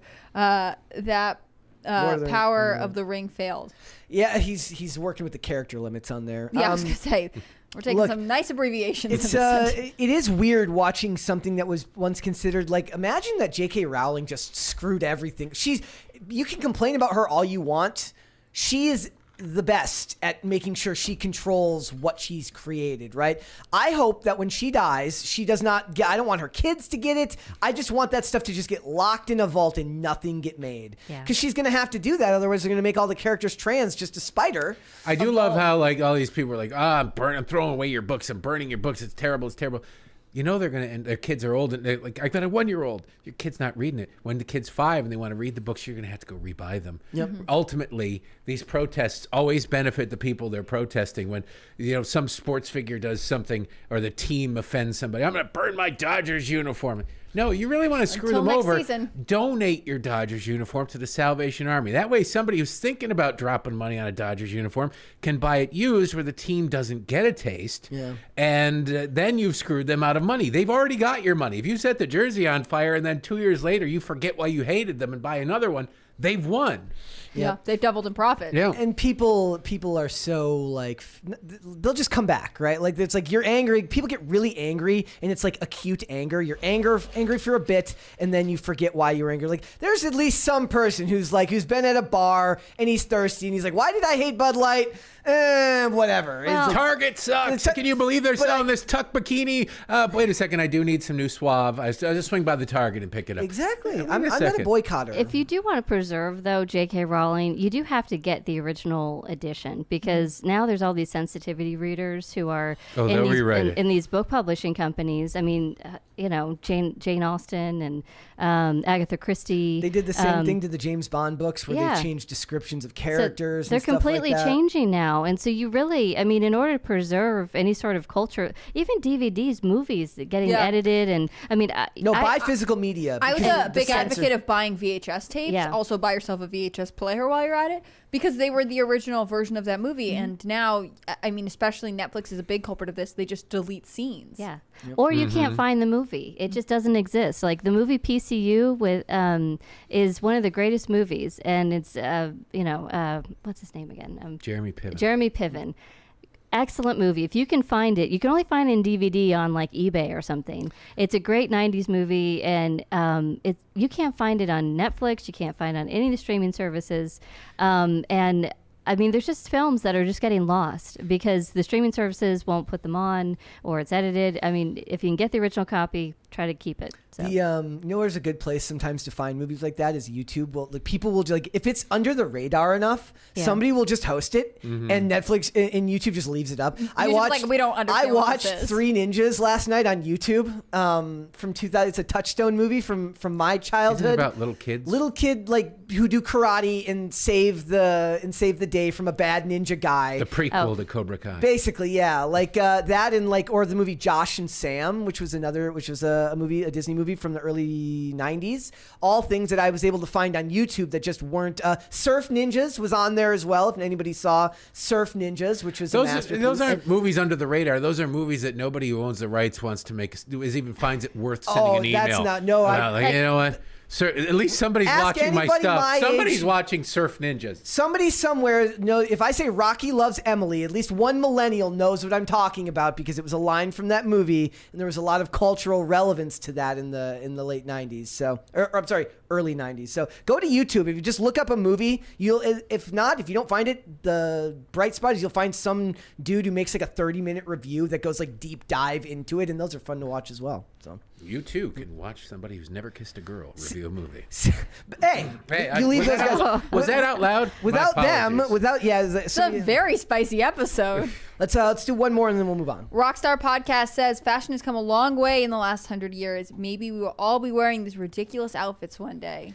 There's no movie set in the future where you go, you know what, I could see myself wearing that. What's that movie where he gets locked into whatever chamber box and he wakes up? Idiocracy. I just learned this recently. The costume designer had a limited budget and it was told, go get shoes for everyone. And so she found what she thought were the ugliest, futuristic looking shoes that no one would be into. And the director was like, but what if when the movie comes out, people like these shoes? And she's like, there's no way. They're so ugly. And they're Crocs. Everyone in that movie wears Crocs. And now Crocs are there. I mean, you guys. I almost wore Crocs. Crocs are extremely popular. They make a serious comeback every couple years among different age groups. It's not because unless of you're a comfort. nurse, it's the ease of it's just the ease of putting them on. You got socks on, great. You put them in a Croc. You don't have socks on, great. You can run to the mailbox. You put on Crocs. Yeah. It there's doesn't sport matter. mode. There's casual mode. I worked at a high school briefly, and all of these like super cool 17-year-olds were wearing Crocs everywhere they went. They're just because they're easy, and also there's something like. Teenagers love irony, and so there's something ironic about these weird-looking gardening shoes. One time, don't nurses and doctors one time I tried to go to the grocery store, and you told me don't embarrass the family because I had Crocs on, and you told me to take them off. I'm sure there was more to it than that. Yeah. That sounds like it's that your Crocs did not go with your outfit. It's not that they were Crocs. Clash. No, they clash with my Crocs. You said I don't wear Crocs outside the house. I did not say that. Yes, you did. Oh man, the patriarchy alive and well. So I barely wear pants outside the house. So Crocs or what's worse, that or socks with sandals? Socks with sandals is just a foul. Yeah. You throw the flag on that every single time. Like plus, don't Crocs always stay in business because nurses and doctors wear Crocs? Yeah, and any age group. I mean, you guys have had young children. It's easy to put Crocs on toddlers. Absolutely. You can. If they're easy to put on any age. 90% of the time, Crocs. Yeah, it's a great idea. But then you spend half the time at the playground picking wood chips out of their Crocs. That's so true. It's like the worst shoe to wear any place where there's wood any chips. kind of debris. And then there's wood chips everywhere. Yeah, exactly. All right, let's hold off. We will come back. I want to talk about Kesha and Dr. Luke soon, for a little bit, because this was a story that we didn't really spend a lot of time covering because it's been going on for so long. But Kesha basically wanted to get out of a contract back in 2014. She had a multi-year contract, a multi-album contract with her record company, wanted out. This coincided with allegations that she made that Dr. Luke drugged and R-worded her, for lack of a better word. We're going to keep it as PG as possible here. That he drugged and R-worded her back in 2005. He sued her for defamation, saying you can't just say stuff like that without, you can't, if you can't prove it, you can't go and say stuff like that. He won the defamation suit and then won the appeal. And then there was another court just last year that said he's a public figure. You have to prove actual malice. Sued her. Now they've settled out of court. But what it says to me is like, look, her statement says everything to me about this. And this is what her quote says. She says, "Only God knows what happened that night," wrote Kesha. "As I always said, I cannot recount everything that happened. I am looking forward to closing this door on this chapter of my life and beginning a new one. I wish nothing but peace to all parties involved." And then what he said is like, well, I know exactly what happened that night, and I didn't do that. But up until that moment, you kind of declared what had happened. It wasn't, you weren't ambiguous about what happened. You didn't say I might have something bad might have happened to me that night. There's a very large discussion that can be had about the fact that there doesn't seem to be any gravity attached to these types of claims anymore. You can make them with almost no fear of repercussion. The consequences to your actions are minuscule compared to the consequences for the person you're accusing if they didn't actually do what you're saying. And the thing that scared me about it is that it's attached to business dealings, meaning it's attached to, I want out of a contract, and then suddenly these allegations come out, and you realize that everyone, men and women in these industries, are interested in themselves. They're looking to forward an agenda, whether it's their political agenda, whether it's their social agenda, whether it's their business agenda. And it makes me worry because she's not going to face any repercussions for this. They settle out of court. If this didn't happen, he's kind of doing everyone else a disservice by settling, because I feel like we need to actually push back. If these things didn't happen to you, people need to actually be held accountable for just making statements that have that have a large bearing on someone's future and ability to make money, have a family, have kids that can look up to them. If that didn't happen, like imagine you've got children who then have to read headlines where these things are attached to your name forever. And it feels like these allegations are thrown around very haphazardly now. They didn't have this on television, did they? This court proceedings at all? So. Nope. I think there was some accountability, with Amber Heard, though, because I think people did see. But there was proof. There was literally, it required the public to have video evidence of her saying, basically telling him that he was a baby and that I didn't punch you, I hit you. It's different. If there hadn't been the actual evidence of her being they so were recording awful, each other. It was incredible. If there hadn't been the actual evidence of her being as awful as she was, I don't know if they would have gotten the outcome that we got. The allegation ruins lives. The revelations don't. Yeah. And that's a problem. If you look at the Duke Lacrosse case, that was exactly the one I was thinking of. Got screwed. Who was the accuser again? What happened? Nothing really happened to her. I don't even think she was. I don't even think she was charged with filing a false police report. If I remember properly, I don't think she was. Also, the woman with Rolling Stone. I was going to say the UVA case against the fraternity where made it up completely. She wasn't real. She didn't even go to that school. She's not even connected at all. For a long time, they protected her name after it was known as BS. And a lot of times, if the allegations are. If somebody's found innocent, I'm all for protecting the victims. If it's a horrible thing and you don't want the world to know, I understand that. But if then the wheels fall off the case and you are not the victim, we should know who you are. Yeah. We should, because we know who you accused, and they've already faced repercussions. And their first Google results for the rest of their lives will be the allegation, not the exoneration. You got to go to page 3 for that. It's why the media is so the media can so easily manipulate people, right? Because they can make a false statement knowing it's false, knowing that when they issue the retraction, nobody sees the retraction. Nobody cares about. That's why oftentimes they'll let stories sit out there for 2 or 3 days, because they know that most people won't read past the headline, and those who do won't go back and say, "Gee, I wonder if that story was updated," and they won't see the correction on page A24 in small print that you need a jeweler's loupe to read.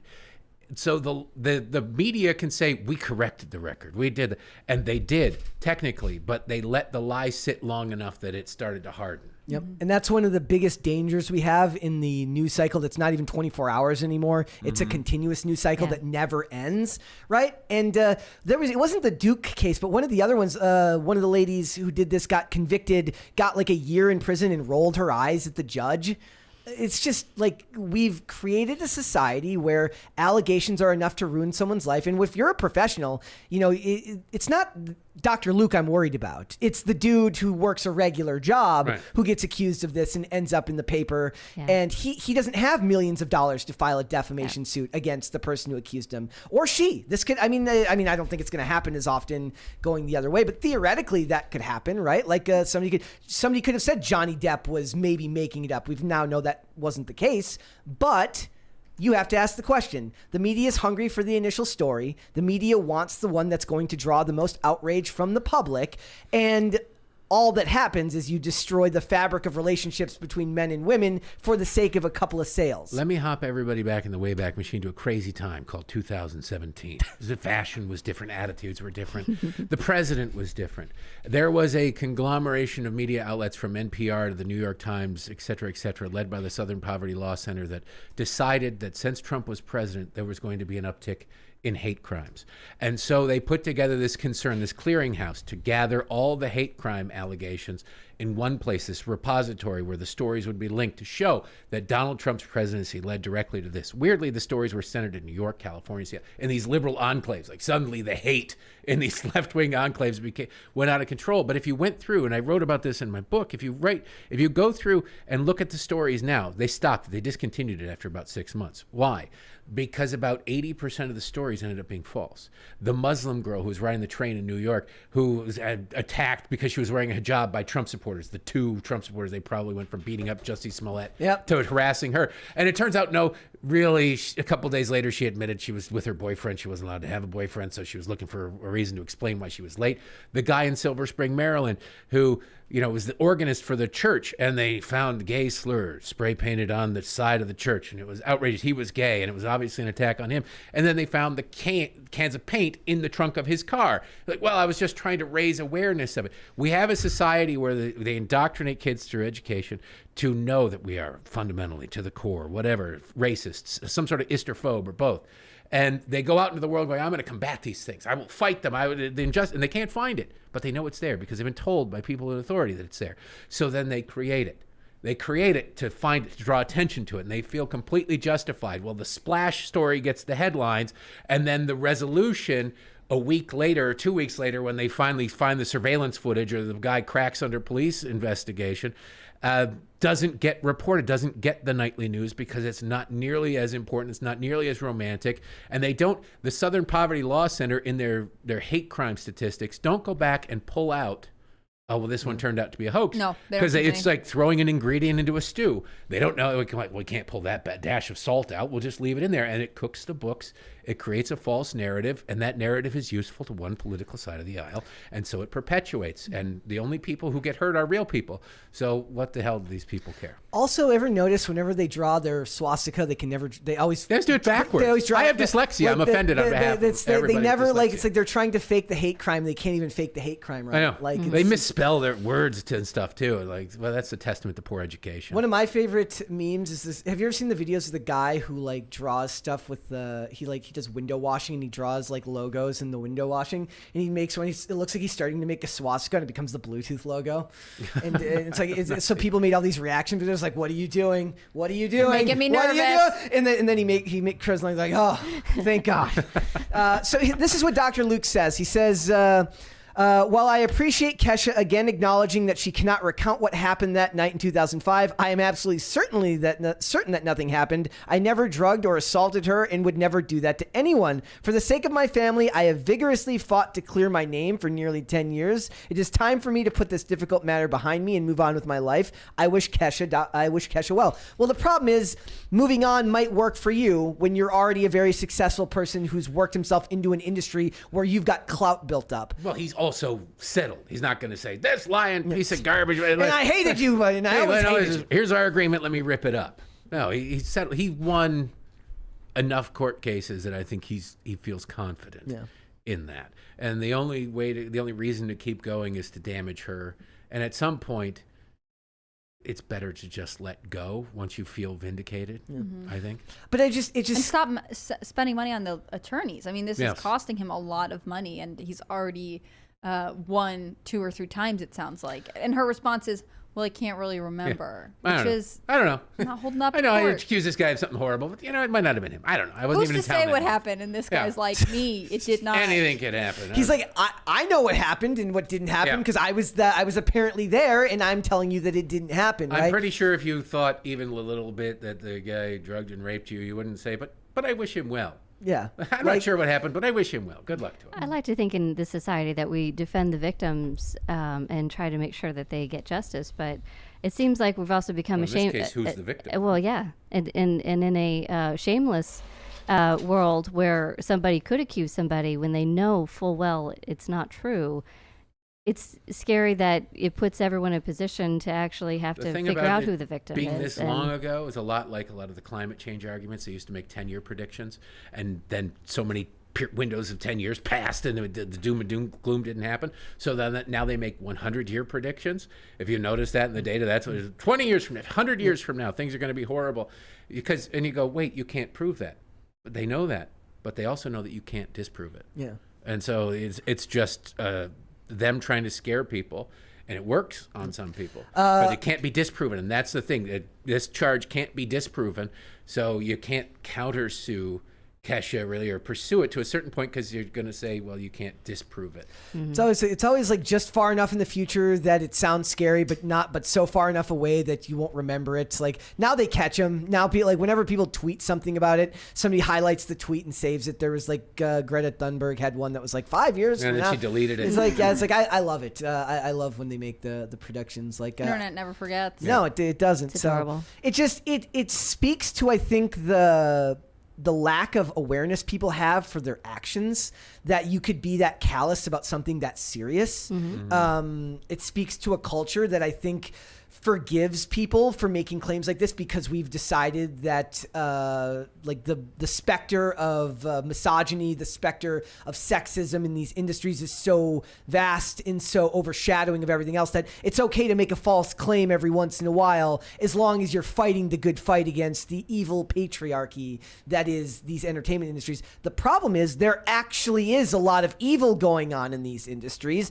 Harvey Weinstein was a Band-Aid on a problem that was far worse. There are infinitely more people in the industry that are not being taken to task, and now the reputation for these movements have been damaged forever by the false claims. Nobody will take them seriously in the way that they did when all of this stuff first came to light, because there have been so many things that have been, if not provably false, provably provably ambiguous, not easy enough to prove. So what do? It's the boy who cried wolf. Yeah. Racism still exists. There are examples of racism. They're drowned out, because if you put on MSNBC right now, I guarantee you somebody's crying racism about some tweet from Trump or something Ron DeSantis said or Kevin McCarthy did. It would be a truth from Trump. Somebody picked their nose and their hand indicated white power or something like that.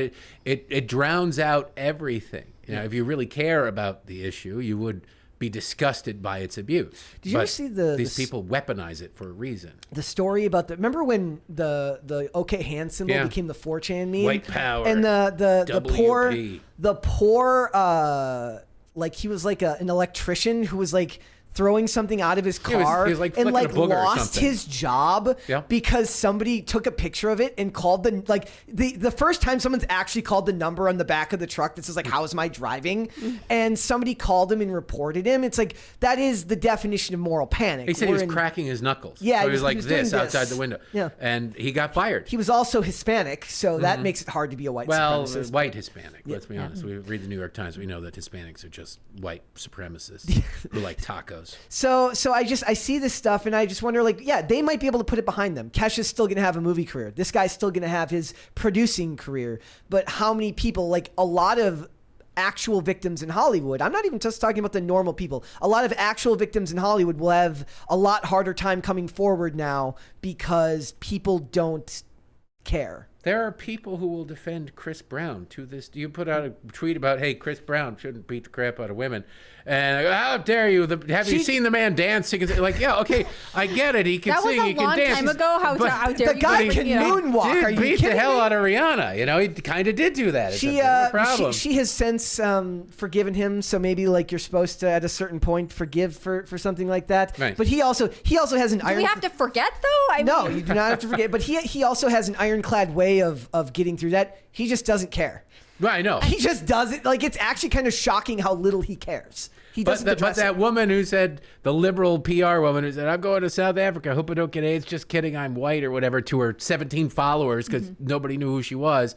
And 6 hours later, she's the biggest news in the world and is fired and her life is ruined. She can't just go, hey, I was joking. She didn't punch Rihanna in the face. Nope. No, and it's always unequal, and nothing is ever actually. I guess it's kind of silly to think that there's some type of fair system because it's not really something that can be. It's so arbitrary. I wonder how much their fandom overwhelms their sense of logic and reasoning. Because I mean, even like with Michael Jackson, I love his music, and I was even showing my kids Thriller the other day. But then on the other hand, a part of me goes, but you don't take him to the set. That's the difference. But the thing is, I just, as a fan, I mean, actually, the girls would be safe. You learn to separate art from you have to.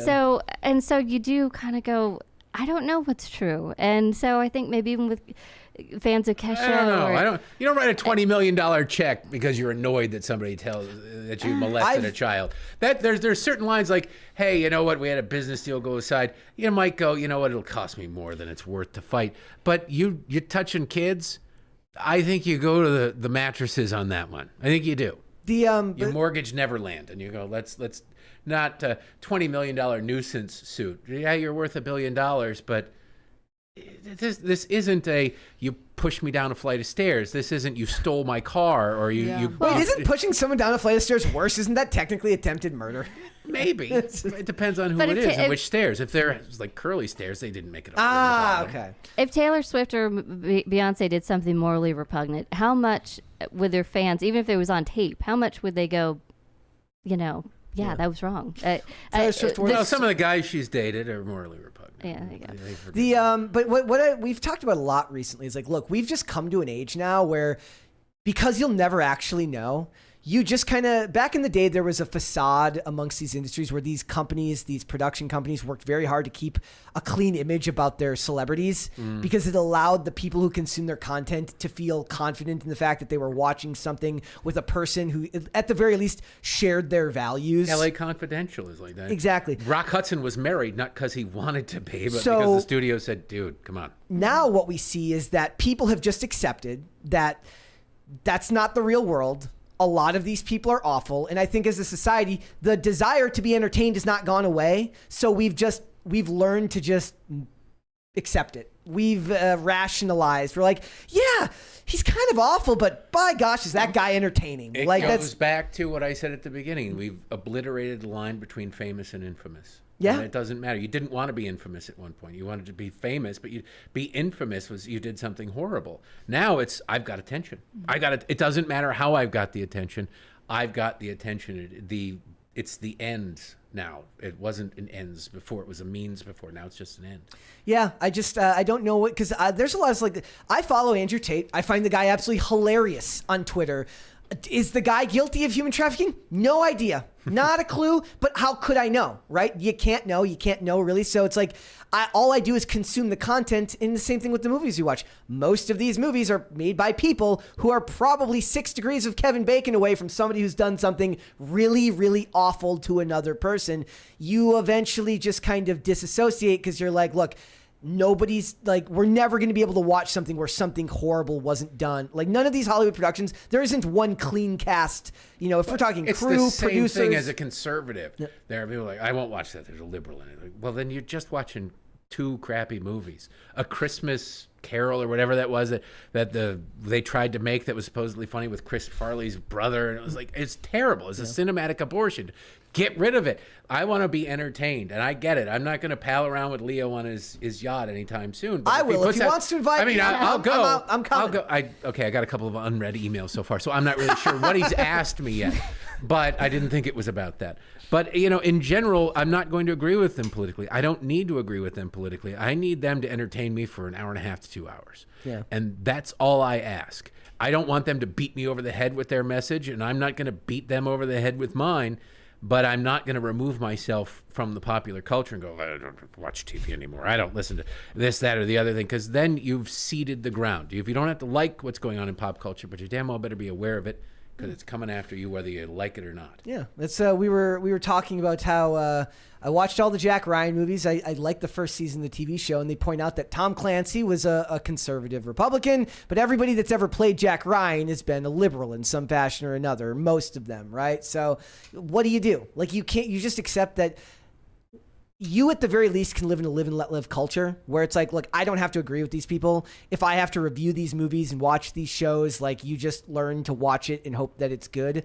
I don't also get hung up on what they say on Twitter, because that's also not real life. A lot of people could use that as like, yes. And it's their PR people tweeting it. Yes, a lot of the time. Like what's going on with Samuel L. Jackson. He's promoting Secret Invasion right now while saying he's like, Trump supporters are evil and this and that. I'm like, was it 2018 again? Did he get did the blip happen and he got returned to 2018? Like, is that even relevant anymore? He hasn't been president for 3 years. Have you watched all 3 seasons of Jack Ryan so far? Only the first 2. My friend Gary got paid to let them use his apartment as Jack Ryan's apartment in season 3. He tells me this, and he's got a picture of him and John Krasinski. And so I watched it, and I'm like, okay, wait, nothing happens anywhere near his apartment in every episode until the very end, and he's standing at a dresser putting on a watch in a nondescript bedroom that could have been anywhere in the world. And I'm like, do it on a but it was set. your friend Gary's. That was it. They probably filmed more, because he told me something about him jumping over a railing or something like that. But they didn't use it, at least not yet. But I'm like, you got paid for 3 days of him putting on a watch? What the hell? You'd think that that's something they would just do on set, like they would just go to an IKEA and frame it right. I just love the sequence at the beginning of Jack Ryan where he's going the longest 3-hour route to get to work. Every landmark in the world to go ride his bike to CIA headquarters. Like working in DC, I'm like, okay, so Georgetown's way over there. He doesn't sweat at all in DC. He's over in the summer. in Langley over here. He's rowing. That is. Whoa. I mean, he's had a full day before he go to work. His legs must be in great shape. He got to work just in time to go home. He also rowed, he was on the college rowing team, which is the most elitist. As he might have well said he played polo. Just tell us he has no friends of lower income brackets. Why don't you? He's fancy. He's very fancy. Well, he's a mid-level government bureaucrat, and he's got a really nice apartment. He's doing all right. He's on the take somewhere. He comes from money, and he's got senators basically throwing their daughters at him or whatever it was. So I love it. He's a pinky out set. He drinks with his pinky out. All right. We got some super chats at the end there. Yeah. Gordon Schwami says, I will take Greta T seriously when she goes to a fashion show and scolds them for all the resources used to put on the show and the private jets flown by the audience. That would be a sight. How dare you? They will never do that, though. It would be nice to see that someday. See, Greta Turnberger is likely to be a model. I mean, they hired Kamala Harris's stepdaughter. Oh. They'll offer her money. She'll be the new face of Yves Saint Laurent or something, if it's even still around. It'd be funnier. See, we need to have somebody like Greta and David Hogg become righties, and then somebody on this side of the islands of I want to see the switch. You know how they always talk about the party switch? Who would I want you to see trade? the influencer switch. If we could get I want David Charlie Hogg. Kirk to just go far left. That's what I want. I want Charlie Kirk and Greta to walk like a prisoner exchange to opposite sides of the island. I just want the Hogg and Greta reality show where they get together and it turns out like Jessica Simpson and her old husband, where it's just they're in the house together talking. Ever. Oh, awesome. I would watch David Hogg should have a reality show. He's I'm sure he thinks so too. He is a reality show. David Hogg should have a proofreader for his tweets. No, see, he should have. The best thing about his tweets is how you can tell that he knows it's not they know that what they're saying is not true. They don't care. It's like Nina Turner. When Nina Turner tweets, she knows that what she's saying isn't true. Well, you watch cable news. There's nobody going to call out a guest, Ellie Mistal or whatever his name is. Nobody's going to call him out. So he can write, boy, next time can we send Sam Alito to the bottom of the ocean and he'll get crushed like a tin can? Because who's going to call him out? The bookers at MSNBC aren't going to go, well, that just seems really like inappropriate at a time like this. They go, well, that's great. Can we get him to say that on camera? Can we get maybe Lester Holt to take the day off and he can anchor the nightly news tonight? How did you feel about the discourse around the submarine? Like, to me, it really was just because of, like, I have no problem with dark humor. It's just there's vitriol and then there's humor. And it feels like people lost the plot on where that... It's anger. It's viciousness. Humor is fine. The Leo, they're making a sequel thing is kind of funny. But the guy's a billionaire who gave money to Republicans. Okay, well, his last political donations were Democrats, but whatever. He's dead. You want to hate him. Why do you hate somebody you've never met and didn't know existed until 20 minutes ago? What is it in you that the second you find out this person exists, you go, what was his political affiliations? Should I care? If he find out it's different from me, then I can go up to his grieving widow and say, you suck, and I'm glad he's dead. Like, there's something wrong in society. We need more shaming. We need to bring back the dueling and the glove slap. Remember the day of the glove slap? I challenge you to a duel. We bring that back. There are some states that still allow people to fight, right? Like, you can still duel in some states, I think. It's a fight club. Elon Musk and Mark Zuckerberg are setting a new trend. Maybe They're bringing it back. Your Twitter troll wars. Let's buy the domain now and set up Twitter troll wars, and we'll give everybody gets a little piece of the money, a membership site, and you get people who've gone at it on Twitter to go in, and most of it would probably be like slapping and really embarrassing. A bunch of journalists slapping at each other, but I'd pay to watch it. That was a Babylon Bee meme. They said Elon Musk and Mark Zuckerberg play slaps only in GoldenEye, which was like in GoldenEye 2-player mode, but you don't have guns. You can only slap the other character. And they have like a really great Photoshop of like Elon like using his controller over Mark Zuckerberg's head. It's incredible. God, a lot of people have a lot of skills and a lot of time. I hope they resolve it that way. Just Street Fighter 6 or something. I want like there's these video memes where an AI generated voice of Donald Trump, Barack Obama, and Joe Biden hang out together and they're like buds. And I live for this fake world where these people just hang out all the time. And it's half the time it's like Biden saying something creepy and Obama like and fantasy Trump gaming. And Obama and Trump are like, yeah, that's messed up. Like, why? Like, why? It's like, what's the perfect age for a woman? Obama's like 35 to 40, and Trump's like 25 to 30, and Obama's like 12, and Biden's like 12. They're like, what? It's just like, it's like I like the fake world where we used to be able to pretend. It used to be that we pretended that the political parties disagreed, but really they were all friends. Now I want the fake world where they pretend like they're friends, but they're actually enemies. Yes. That's what I want. We had a $20 one there from Granticus. I don't have it yet. Oh, he says you should have an inbox of small films or small budget creators to be mentioned because I bet there are some films out there that are better than these big box films. Yeah, there are plenty of smaller budget films that are fantastic. And I do recommend if any of you guys didn't go watch Exemplum, it is on Tubi. I do think you should go support that. Also, speaking of which, the article we read about Warner Brothers earlier and Warner Brothers AI was written by Paul Rowland, who made that movie. So there you have it. This is not a paid advertisement. Are you sure there, Brett? I am sure. Rick Bungle says, gotta give a shout out to Star Wars Episode 1. Okay. Do you guys like any of the new Star Wars stuff? Have you watched any of the new Star Wars stuff? I've seen them all. Episode 1 with the Trade Federation and like the Phantom Menace.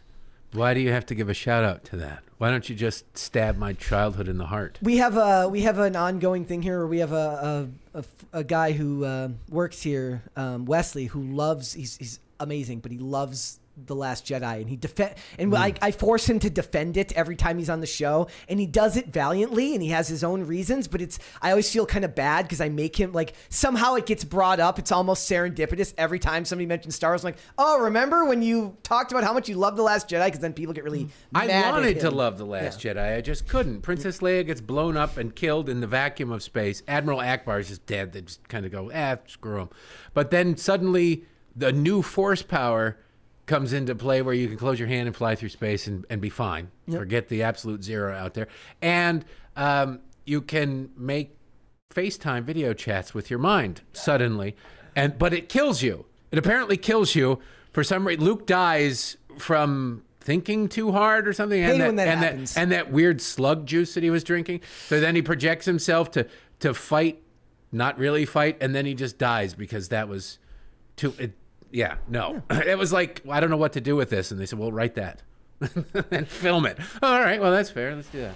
We won't edit you in any way, shape, or form. Okay, fair. And it's not like he liked being in those movies. He seemed miserable on the press tours for all of those. He did. I think he's like, my whole life I can make a fortune going to signing conventions, and now you want me to drink what? You want me to die how? Like, I think he would have been content, and he's a big lefty, and I think he's blocked me on Twitter, but I think he would have been content if Luke died actually in a fight. Yeah. Not because absolutely. he like thought too hard and had an aneurysm and then disappeared because he was projecting himself across the galaxy. I think it's sad if kids start watching now, like in the 2000s, or, I think if they really need to watch the originals first before they get into the newer stuff, because otherwise it's I do love. I don't know how they the have originals were made in appreciation. 77, 80, and 83, and the technology and the TIE fighters and the Millennium Falcon. It was terrible. It was just squares. And now they've got these magical CGI generated worlds, and then they go on the ships, and it's like really horrible because they can't go. Well, but before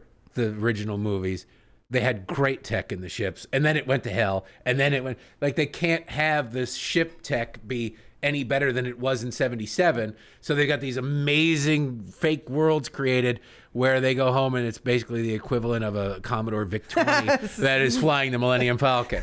I do love that. At least they give them props for like going, we can't just ignore this. We can't do that. I once had an intern who told me that I made a Star Wars reference and she had no idea what I was talking about.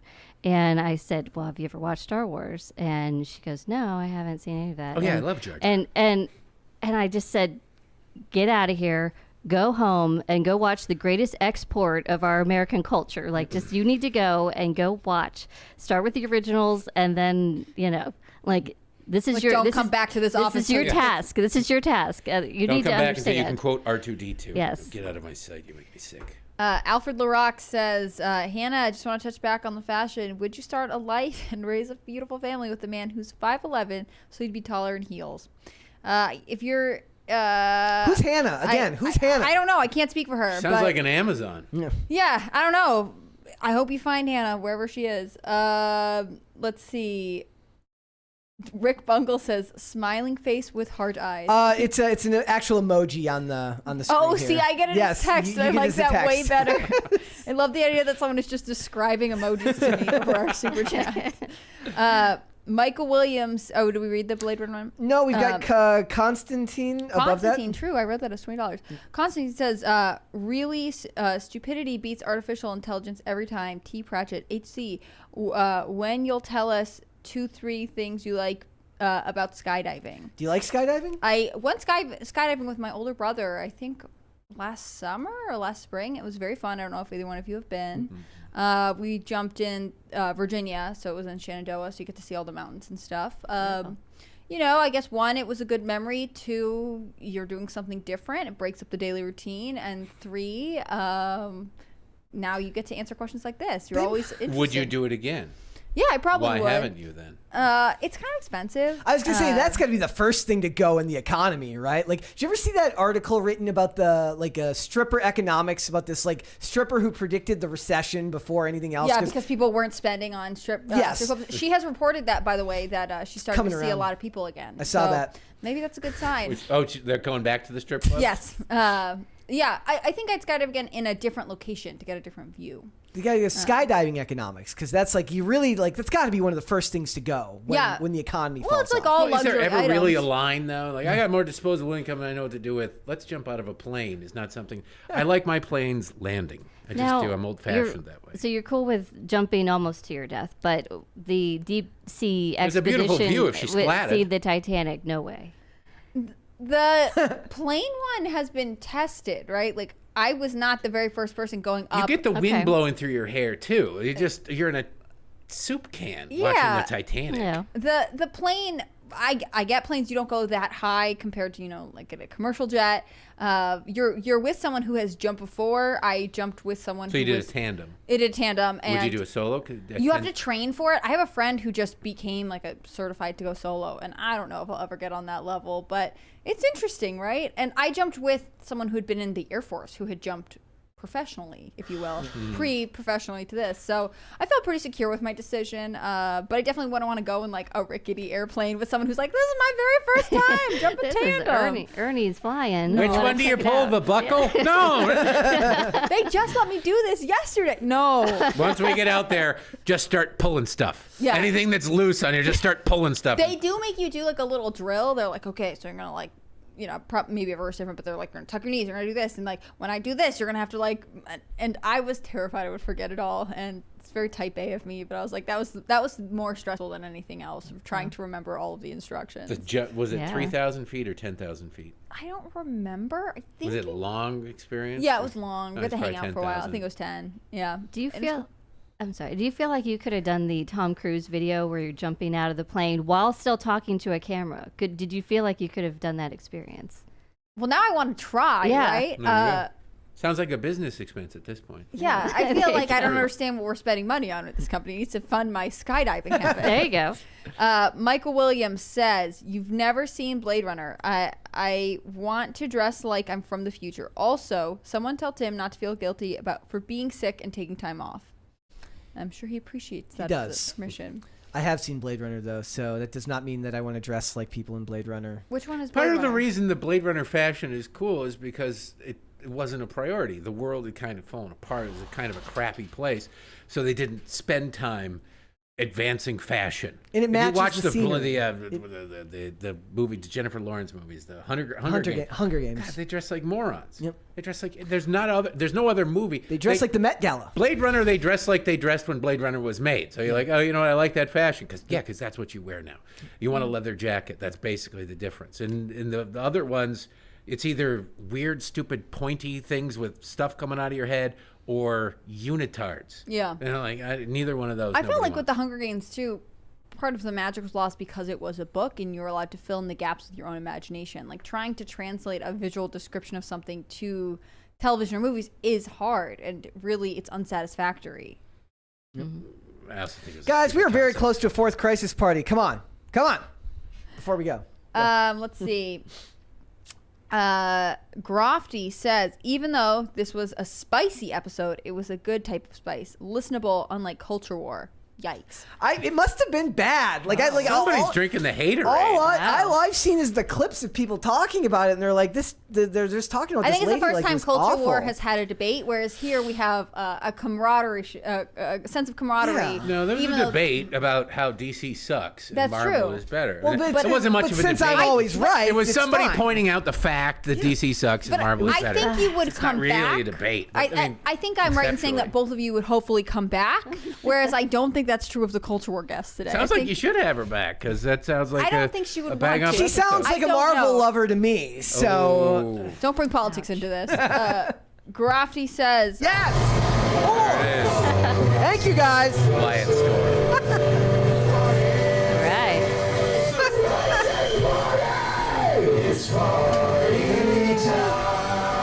Ian should get royalties for that. the best part about this was the two men involved in this volunteered to make that. They're like, we have a good idea for the crisis party. Yeah, they didn't I didn't ask for that. They just I got a message from Carter one day. He's like, dude, and he just sends me the file on Slack, and I'm like, I added the gunshots and the explosions and I layered in Phil's voice, but the acapella, that's all them. They're Some messages just require dude in an attachment. Dude. That knowing look of dude at the bar when it's too loud to hear dude, and you just dude. Raised eyebrows. Yeah, dude. Let's see. Grofty says Terror on the Prairie was a good lower budget movie. Brutal too. I don't know how much they spent on Terror on the Prairie. How much could it cost to get a shack? I mean, Dirt. you know, I didn't watch Ben it. Shapiro's got some money, so he better put some money into it. Yeah, I know, but you don't have a lot of money by spending a lot of money. Yeah. Oh, by the way, there's a $20 super chat there. Bertman has no power here. Gandalf says so. That's from Because Reasons. Well, he's the local Discord cult leader. So you know, I'm Team Bertman, but I disavow any and all cult activity. Gordon Schwami says the best way to watch Star Wars for newbies is machete style. What? Episode 4, then 5, then watch 2 and 3 as a flashback. Then I would never be able to keep up with this. And then 6. Forget about the rest. I would agree with some of that. Yeah. Suddenly in 7 or 8 and 9, they discover new force powers. Yeah. I think Yoda would have had a handle on the force powers. But he's been around for 900 years. I think he would have figured it all out. But no, he didn't. He didn't. The what's interesting about Star Wars is that they seem intent on letting Kathleen, like, I feel like Kathleen Kennedy has some juicy dirt on people, given how long she's been in Hollywood for over 20 years. The analogy in politics is, having worked in Washington, D.C. a lot, anybody who spent 20 minutes in the Reagan administration has been dining out on it. I was in the mailroom at the White House for the last 4 weeks of the Reagan administration, and now you're a senior visiting fellow at everywhere, and you regale people with licking stamps in the Reagan administration. You just dine out on it. Kathleen Kennedy was involved in making some great movies. She didn't make them. She was around the people who made them. You hitch your wagon to Steven Spielberg, you can go pretty far. So people think she must know what she's doing. Carte blanche, go ahead. And then she's done so many great things in the past that it can't be her fault that it sucks. It's the tastes of the audience have changed, when really it's just that she sucks. And the Reagan people will dine out on their association with Reagan forever, and she will dine out on her association with Spielberg forever. The reviews of Dial of Destiny have not been kind that I've seen. I'm still going to see it. The Kingdom Disappointment, or whatever, the Crystal Disappointment. I bet you it ends up being like a masterpiece. They had to film Karen Allen through like cheesecloth, so everything's got this weird glowy hue. It was terrible in every way, shape, or form. There wasn't even anything redeeming about it.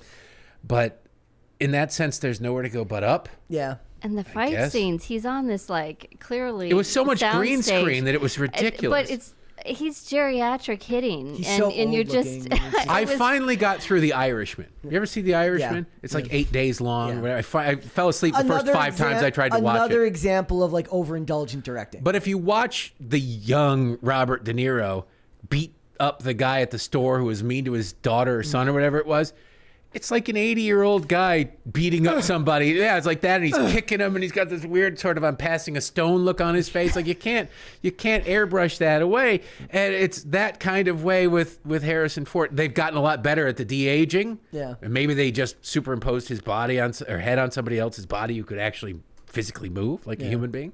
But we'll see. Yep. But I hope so, because like in the past when you've seen people de-aged, it's still them kind of walking like, oh, my sciatica. Like, come on. You're 28 in this scene. He's 28, but he's been through some stuff. Pacino just had a kid. So did De Niro, didn't he? Yep, both of them. Yeah. They've been around since the earth cooled. They're still birthing kids. Pacino's girlfriend is like 28 or 35, and the other one's 28. Yeah, and something Pacino's girlfand dated Mick Jagger and Clint Eastwood. Yeah, and she a has whole a bunch. type, and She's a necrophiliac. Yeah. Just say it. Her dad, like her family is like full of like, I guess they're like investment bankers or something like that. She was gonna hitch her wagon to somebody famous. She's okay with doing all the work. Yeah, she's and all the work. Grofty says, I'd pay to see Hannah Claire do the Tom Cruise jump. You should do it. Maybe we can arrange that. Get that motorcycle. We do have the Tom Cruise candle up there, in Tom We Trust. Oh, all hail Tom Cruise. Gordon Schwami says... Shumway, I think. Shumway, I can't read. Gordon Shumway was Alf's real name. Oh, maybe that's where it's a picture of Alf on the... There's probably something there. It says my childhood was wasted. Not episode 1. Watch episode 2. Episode 1 is irrelevant. Mm-hmm. Sir Ranko Productions says Taylor Swift is also in The Giver. I didn't see that. I never even heard of it. okay. That's a book, right? I She's been in some stuff. Like, maybe? look, if you can get Taylor Swift to be in your movie, She also did an episode of CSI in some of the later seasons of CSI where she played like an escort or a prostitute that dies in like a cheap hotel room. How fun! That's spicy for her. And they like. Was she already successful at this? She must have been a fan or something. No, she was. Yeah, she was already successful at that. She must point. have been a wild fan and like, I want to be a part of this, but my management will never let me do it, so I'll play a corpse. They dyed her hair black and had her die grotesquely in a hotel room. It was very random. I would have said to my agent, really, that's the best we can do with my role? She wasn't quite. She's got to be a fan of it. Like, because when Brad Pitt was on Friends, it was because he was married to Jennifer Aniston. And like other people was she on CSI or Law and Order SVU? Because she named one of her cats after Mariska Hargitay's. She was on original CSI. Who was the guy from Frasier? Malone. John Malone. John Maloney. He loved the show Burn Notice, so he asked for a role. Like, he just goes, "Can I be on the show?" And they like let him have a role as like one of the big bads who only has to show up in like the last episode. It didn't actually really make a whole ton of sense, but you know, Mahoney, I think. Yeah, Mahoney. Prince loved the show New Girl, and so he asked to be on it. But he only played himself, and his condition was that he wanted to help Zooey Deschanel and Nick get together. Awesome. Which I thought was really funny. Michael Williams says... Well, that's like he's watching the show over a number of years, and he goes, God, they're going to milk this for all it's... You know what? I know how to end it. Put me on the show, and I'll get you together. Like, somebody had done that to Cheers. Sam and Diane would have been together at episode 3. Yeah. We just need some intervention from celebrity fans. Yeah. Or Ross and Rachel, put it in more modern terms. Obama loved House of Cards, of course, you know. Did he make an appearance? I don't think he made an appearance. He did get early access to the episodes, though. They would be brought to the White House for him to watch. Oh my gosh, it creeps me out that he likes House of Cards. I know, right? He's like, I love his. Something weird there. I'm picturing him and Lemire trying to do the accent. Was it coming? He wasn't. Was he in office when it came out? Yeah, he must have been. Yeah, he had. One of the so weird. worst articles that I ever saw was when the new seasons of House of Cards were coming out. The one with what's her name, his wife in the show. I always forget the Robin Wright. Robin Wright. Yeah. And they're like, well, the show House of Cards was prescient and very, very fun to watch when Obama, in the safe years of Obama's administration. But now it's scary terrifying. Now that Donald Trump is in office. I thought the BBC House of Cards was actually the better version. Oh, I meant to watch that because I loved the first season, first 2 seasons of House of Cards. It's really the first 2 seasons. It's superior to the new House of Cards. The last season of House of Cards was just call it contractual obligation. Yeah. And I only really love the first 2 seasons of House. In fact, even really like after Kate Mara's gone, I'm just kind of like it felt like it kind of lost a lot of steam right then. Well, and with every season, I always look at the credits at the end of where the actors try to renegotiate their deal, and they always end up in the EP or the producer slots because they want more money. They also want more editorial, control, and so. What's interesting is you see like Robin Wright and all the actors start to, boost how much power they have on the show. So that's where you start to see a season go down in quality. Yep. And like even Homeland, that was an amazing series. That first season of Homeland and then the incredible. end of it is awful. Yeah. Well, a lot of series, they have really good starts and then they go, I don't know what to do from here. It really only had a 3-season arc. But there's a Brinks truck out on the front lawn. I don't want to tell that Brinks truck to go away, so let's do something else. Yep. Claire Danes is like fighting terrorists. She's helping track him down. She falls in love with him, but it's like a very great, plot line and complicated and complex, but also fascinating. Towards the end, she's defending terrorists, and she's, it got oddly anti-American at the end too. Yeah. Another show that was great from that time period was Damages with Glenn Close. She was a producer on that because Glenn Close had a lot of, power in Hollywood at that time. And that was back when it was rare for movie stars to end up doing television roles of any sort. It was viewed as a step down. Yeah, so like it was a different time, so she had a lot more power then. But the people who made Damages were, they did it almost in a way that was like an anthology. So if it was made today, it would be different actors in every season, but every season was based on a different scandal. First season was Enron, all these others. One more $20 one. It just says re. I think you're supposed to say Tony Guevara. I think your voice is supposed to be higher when you say it. Give me a demonstration. I can't. I'm sorry. I can't do that. But it is re. So thank you, Tony Guevara. All right, guys. Wait, there's one last one. Is there one more? Michael Williams says force breath is not a new force power. I don't know what that means. He's saying force breath is not new. What is forced breath? Is that like forced fart? Like, I don't get it. The flying through space? Yeah. Or the flying through space? No, is forced breath? the other one you were talking. The astral projection is not new. Does it kill everybody every time they do it? He'll have to let us know. Like, because Luke had We a need some ship. research Luke, on Luke this. could have flown there, and apparently through space without any problems, and literally fought them, and at least ran the risk of surviving. Whereas if he just decides to reach out and video chat, do a Zoom call to Darth, whatever his face was, Kylo Ren. Yeah. No, Kylo Ren. Then he was going to die, which is a pretty big risk to take when you're literally the only Jedi left in the entire galaxy. You probably should be a little bit more careful and make sure that your life insurance is paid up and things of that nature before you go astral projecting around the world. All right, fair enough. Oh, there's one more there. Sure. The last one says, okay. From 1,000 Foot Deep From End. 1,000 Foot Deep End. Just got off work and paid. Happy Friday, PCC. A little bit late, but welcome to the show, Heather and Derek / Darren. Sorry, I couldn't understand your name.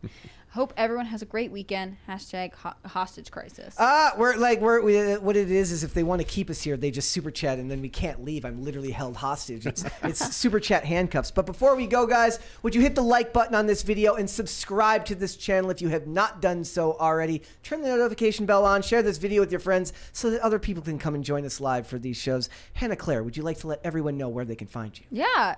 So first and foremost, you should follow at TimCastNews on Twitter and Instagram. It's the best. If you want to follow me personally, you can follow me on Instagram at HCBrimlow. And, oh no, that's Twitter. Twitter, HCBrimlow, and HannahClaire.b on Instagram. Thanks so much. And there's one more super chat there from High Voltage 75. High Voltage 75 says, there's been a noticeable lack of build-up for the episode 400, which is right around the corner. Will HC be joining us for the occasion? What number are you on right now? We're on 394. Oh my gosh. So, well, Brett has not asked me to be on the 400th episode, which is sort of rude. I will tell you my idea for episode 400, and I don't know if we're going to be able to do this because I have to ask to see if this is even possible. I want to do an all-day stream where people can come and go as they please if they want to. I want to let the show run 24-hour stream. Just let's go 12 and or like let it run up until IRL, right? So the idea would be that if people are here and working, they can come up, they can be on for a while if they want, they can go, people can come and go. We'll see if that works, but we'll get there when we get there. We got one more $2 one from Wyatt Derp. He says, "Don't be in such a rush, bro." Guys, do your outros quickly or we'll be here all day. Heather, let us know where they can find you. You can find me at, you can go to my Twitter, just Heather Hunter DC. Perfect. Let everyone know where they can find you. At Derek, DEREK, A Hunter on Twitter. Just search Derek Hunter Podcast, patreon.com/Derek Hunter Podcast, and 4 columns a week at townhall.com. Perfect. All right. Guys, if you'd like to follow me, you can follow me on Instagram and Twitter at Brett Dasovic. Oh, here we Gruffy go. says buck. And Halls and the Kid says make Brett blonde again. I have made no bets to go blonde again. That was the best time. One time I made him this wager. I was like, if we get 25 crisis parties in the same show, you have to bleach your hair. And he did. He looked gorgeous. How about just the tips? No. See, I was alive during the boy band era.